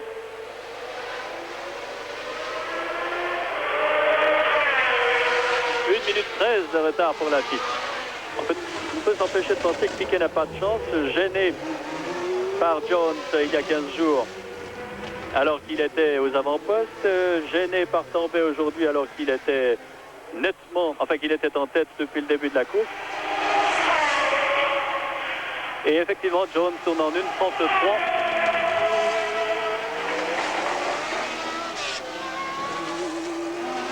Je ne pense pas que les 2 heures fatidiques seront atteintes.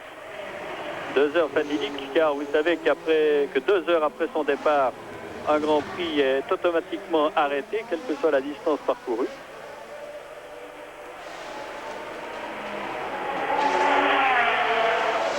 Et si je puis rassurer Boris Aquadro, je lui dirai donc qu'au plus tard, ce Grand Prix se terminera à 18h28 et que les activités sportives commenceront à l'heure.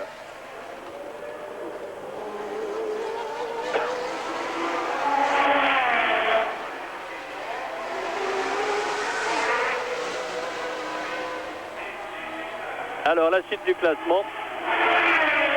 Tambay, Piquet est maintenant classé 8e, mais il est clair qu'il ne figurera pas au classement. De ce Grand Prix de Monaco, faux en rebondissement. Peut-être aurons-nous encore tout à l'heure quelques échos des réactions d'humeur que ne doit pas manquer d'avoir Nelson Piquet.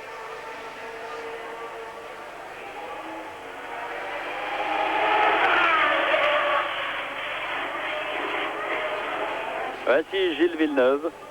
Il court un peu chez lui car il habite Monaco. C'est même que Reutemann était venu en voisin, lui qui habite à Saint-Jean-Cap-Ferrat.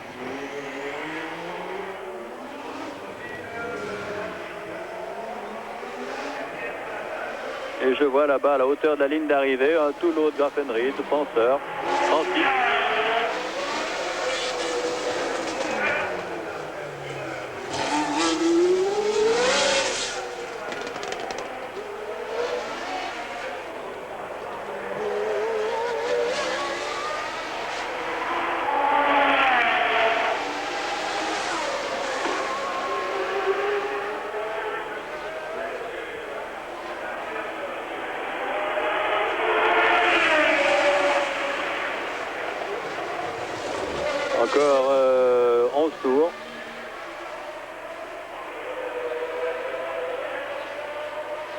pour Alan Jones qui ne prend plus aucun risque.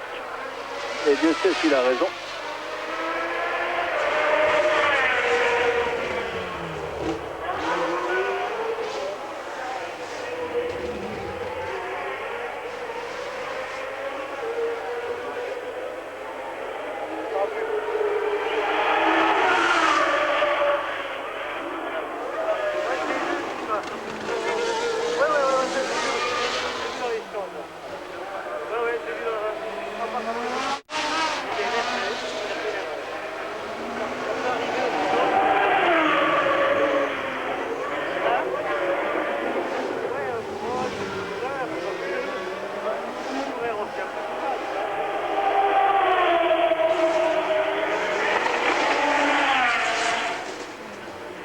Alors à 10 tours de la fin, Roland Christen, vous nous rejoignez une fois encore, vous arrivez des stands et je crois que les humeurs sont différentes suivant que l'on passe du stand de Brabham par exemple à celui de Ensign, de la petite équipe Fauché.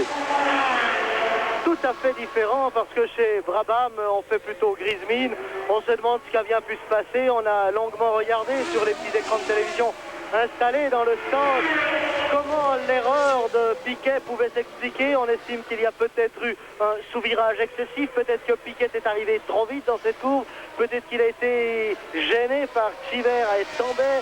En tout cas, il n'est pas exclu non plus, et c'est l'hypothèse la plus souvent avancée, que quelque peu angoissé par la pression de Jones, eh bien Piquet a tout simplement commis une erreur d'estimation. Ça peut arriver au plus grand pilote. Oui, car on a aussi nettement vu Piquet qui allumait ses roues juste avant de partir tout droit dans la glissière. Oui, c'est pour ça qu'on se dit que probablement il est arrivé trop vite, il a freiné et on se rappelle qu'il y a de ça une quinzaine d'années, enfin on n'est pas si vieux, il y avait eu un accident assez étrange qui était arrivé dans le dernier tour, dans le fameux virage du gazomètre. La configuration du circuit était différente, à l'époque c'était en 1970, je m'en souviens maintenant. Eh bien, Jacques Brabham s'était fait doubler dans le dernier tour par Jochen Rindt. Brabham était arrivé trop vite, il avait bloqué ses roues à l'avant et Jochen Rindt en avait profité pour passer. Eh bien, c'est un peu la répétition, 11 ans après, de cet incident qui était survenu donc en 1970. Chez McLaren, on n'est pas tellement heureux non plus puisque Watson a dû abandonner sur moteur explosé. Chez Renault, il n'y a pas de raison non plus d'être tout sourire puisque d'une part, eh bien, Arnoux a eu des problèmes au départ. Il a heurté le rail à Mirabeau après avoir été coincé par un autre pilote. Il a dit que pendant une grande partie de la course, il a roulé avec une suspension faussée qui avait été donc faussée dans l'accrochage de Césaris Andretti. Et puis, finalement, eh bien, Arnoux a abandonné. Quant à Prost, c'est une soupape cassée qui est à l'origine de ses ennuis, mais il y avait d'autres ennuis déjà au début. Dès le troisième tour, la boîte de vitesse ne fonctionnait plus correctement. Le rapport de deuxième et de quatrième avait constamment tendance à sauter. Il y a aussi eu l'accrochage entre Alboreto et Giacomelli. Alboreto dit j'ai fait un tête à queue et Giacomelli m'a heurté. Ça s'est passé à Saint-Devote. Version un peu différente de Giacomelli qui dit il a voulu reprendre la piste. Je ne l'ai pas vu. Alors Jones s'était arrêté, je viens de le voir repartir maintenant et du coup Villeneuve est tout près. Alors il est dans le même tour, mais bien sûr il l'était déjà avant, mais on va prendre les écarts et Villeneuve est maintenant tout près dans la roue de Jones. Il y a une fin de course qui s'annonce palpitante. Enfin, j'en conclurai encore par ce qu'on dit chez Ensign. Là, alors, on est vraiment tout sourire. On est vraiment heureux, puisque pour le moment, Marc Sourer est 6e. Cela lui assurerait un point dans le championnat du monde des conducteurs s'il parvient à conserver cette place. Et du même coup, eh bien, ça redonnerait un peu de vigueur aux actions de Ensign qui sont en baisse et où les caisses, il faut le répéter, sont vides. Oui, merci Roland Christen, on va chiffrer cet écart, mais cet écart est maintenant minime. Enfin minime, il a fondu, il était de 32 secondes tout à l'heure entre Jones et Villeneuve. Ceci à la suite de l'arrêt extrêmement rapide de Jones qui peut-être, selon toute vraisemblance, a dû changer ses roues, faire changer ses pneumatiques. C'est un peu la durée que l'on peut supposer. On entend le public qui manifeste sa joie en voyant Villeneuve revenir si près de Jones. Mais Villeneuve est très spectaculaire à contre-cœur là aussi, car voilà Jones qui passe devant moi maintenant. L'écart est annoncé à 7 secondes et 6 millièmes. J'ai maintenant 6 secondes 41 à mon chronomètre. Et un autre écart nous intéresse, c'est celui qui sépare Cheever de Sourer.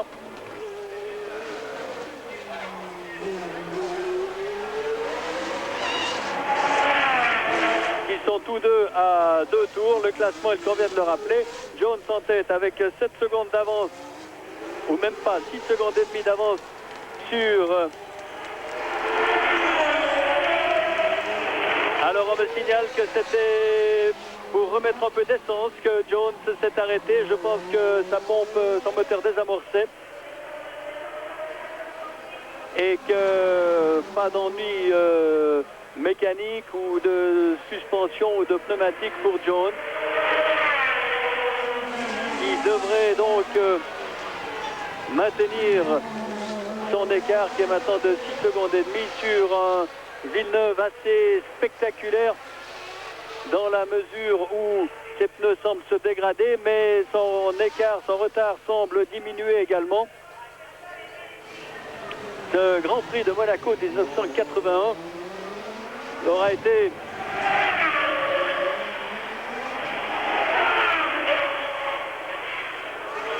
d'une excellente cuvée. 5 secondes et 11 centièmes à mon chrono, 5 secondes et 9 centièmes à celui de Roland Kristen. On n'est donc pas très loin. Et on constate surtout que Villeneuve a repris 1 seconde et demie à Jones en un tour, c'est-à-dire à 6 tours, 7 tours de l'arrivée maintenant. On nous signale même l'écart à 4 secondes 987. Villeneuve... Ah oui, au tour précédent, Jones entrait dans le virage du portier quand Villeneuve sortait de celui de Mirabeau. Alors Villeneuve tente le forcing. Le Canadien va-t-il créer la dernière surprise de ce Grand Prix de Monaco, dont on rappellera qu'il a débuté avec 1 heure de retard à la suite d'une explosion dans les cuisines de l'hôtel qui surplombe le tunnel, et que c'est bien entendu pour permettre aux ambulances et aux pompiers de venir apporter les secours nécessaires que le départ de ce Grand Prix a été retardé d'1 heure. Alors nouveau pointage au prochain passage. Jones est dans les roues de Cheever maintenant.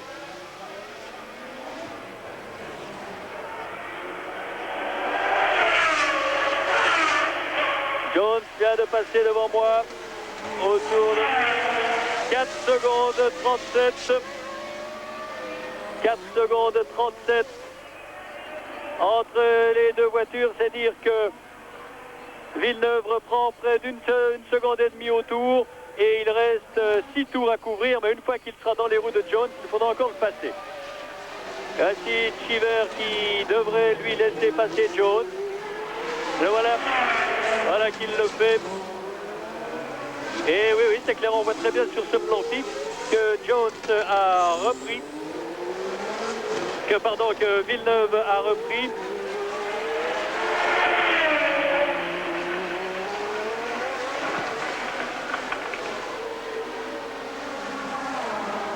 Villeneuve, toujours extrêmement généreux. Monsieur 120%, qui arrive à son tour dans les roues de Cheever.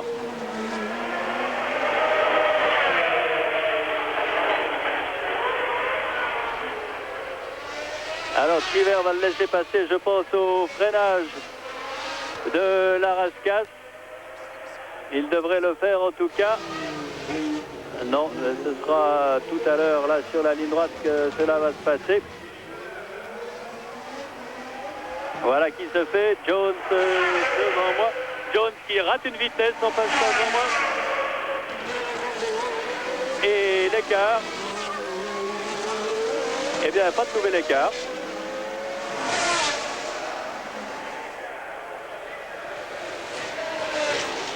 Mais Villeneuve, je crois qu'il n'est plus nécessaire de prendre des écarts. Il y a moins de 2 secondes maintenant.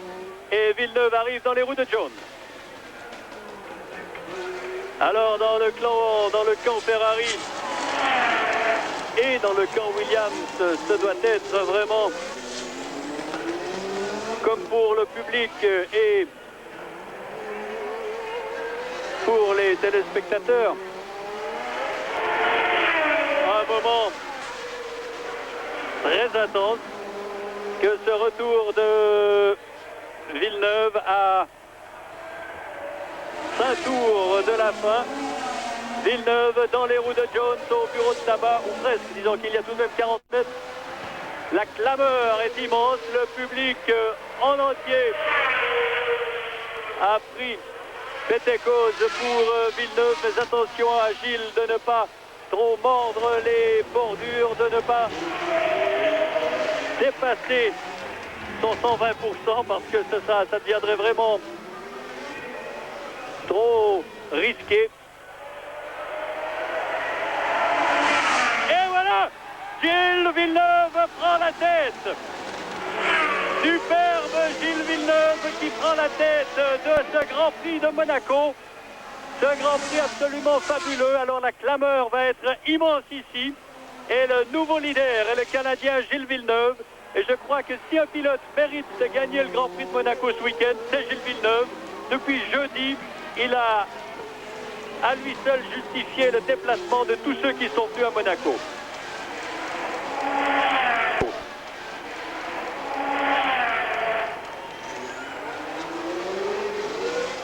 On va attendre, on va patienter. Mais si Gilles devait gagner aujourd'hui,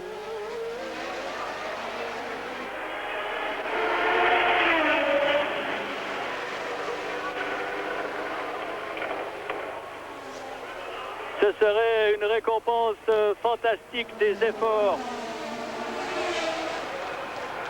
fournis par le Canadien. Et il faut dire aussi, peut-être entendez-vous la clameur, que la victoire d'un moteur turbo à Monaco, ce serait vraiment la consécration suprême des turbos et la première victoire d'un moteur turbo pour Ferrari à sa 6e participation. Ce serait la preuve que la technologie de Ferrari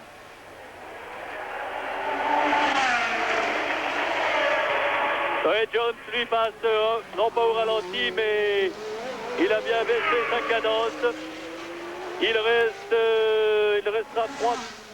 reste 3 tours à couvrir maintenant. Le classement, on en oublie un peu sourire. Le classement Villeneuve devant Jones, 3e Lafitte, 4e Pironi. C'est le triomphe de Ferrari et de son moteur turbo. 5e Chiver, tandis qu'on l'on revoit au ralenti Jones irrémédiablement passé à l'intérieur par Gilles Villeneuve. Et on peut dire que c'est vraiment la puissance qui a parlé, parce que là, il n'est pas question encore de freiner. Les deux voitures étaient en pleine accélération et c'est la puissance de la Ferrari qui s'est révélée supérieure, qui a permis à Villeneuve de prendre l'avantage. Alors que Jones semble avoir constamment perdu du terrain. Maintenant, on ne l'aperçoit même plus. Oui, je pense que de là à dire que Lafitte va revenir sur lui, il y a un pas qu'on va tout de même pas franchir. Pas encore, car il reste trop peu de temps dans ce Grand Prix. Lafitte passe maintenant devant moi. Et Villeneuve. Et Jones a des problèmes. Va-t-il s'arrêter? Non, pas cette fois. Il va quand même finir ou tenter de finir, tandis que Chiver, lui, a passé tomber une nouvelle fois. Et Jones alors passe vraiment au ralenti et il y a de fortes chances ou de forts risques, prenons-le, c'est selon, pour que Jones se fasse souffler sa 2e place par Lafitte. Mais maintenant Villeneuve est dans son avant-dernier tour.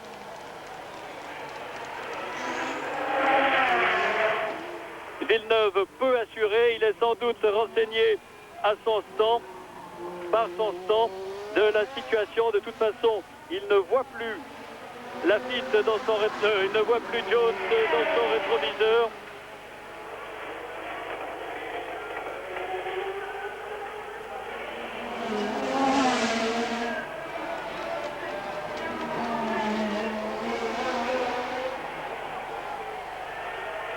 Avant-dernier tour. Je vois le directeur de course qui va signifier à Gilles Villeneuve qu'il lui reste un tour à parcourir lorsqu'il passera devant la ligne. Il passera la ligne.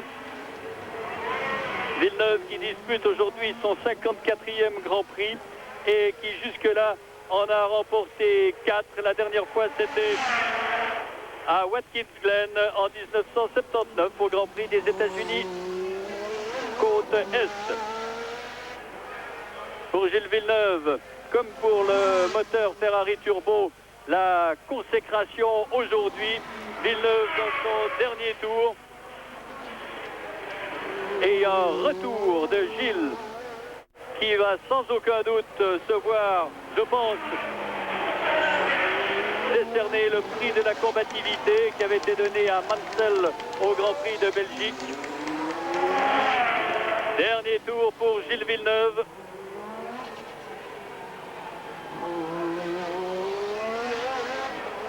Le virtuose canadien du sport automobile de la Formule 1.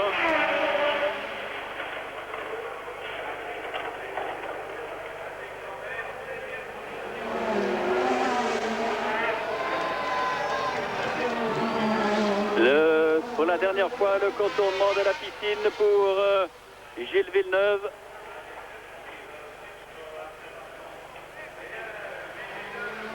Qui cette saison avait terminé au 4e rang en Belgique il y a 15 jours. Et voilà l'arrivée triomphale de Gilles Villeneuve, vainqueur du Grand Prix de Monaco, vainqueur de ce fantastique Grand Prix de Monaco. Ainsi, 2 ans après Scheckter, à nouveau une Ferrari au premier rang de ce Grand Prix automobile de Monaco, qui a débuté avec 1 heure de retard, mais cela valait la peine d'attendre. Nous avons assisté à une course absolument superbe. Voici Alan Jones avec une voiture bien malade qui va franchir la ligne d'arrivée en 2e position. Et Didier Pironi, et j'attends maintenant Marc Sourer.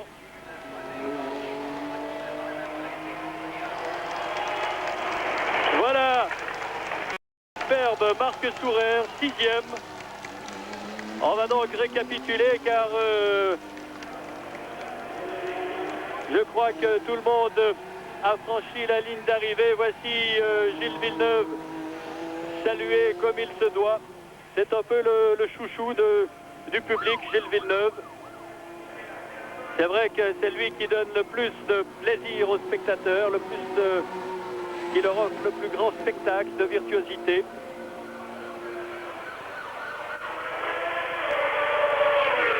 Et voici Lafitte, dernier à franchir la ligne en 3e position. Eh bien, sans doute une très très grande satisfaction pour Gilles Villeneuve, et vraiment une satisfaction.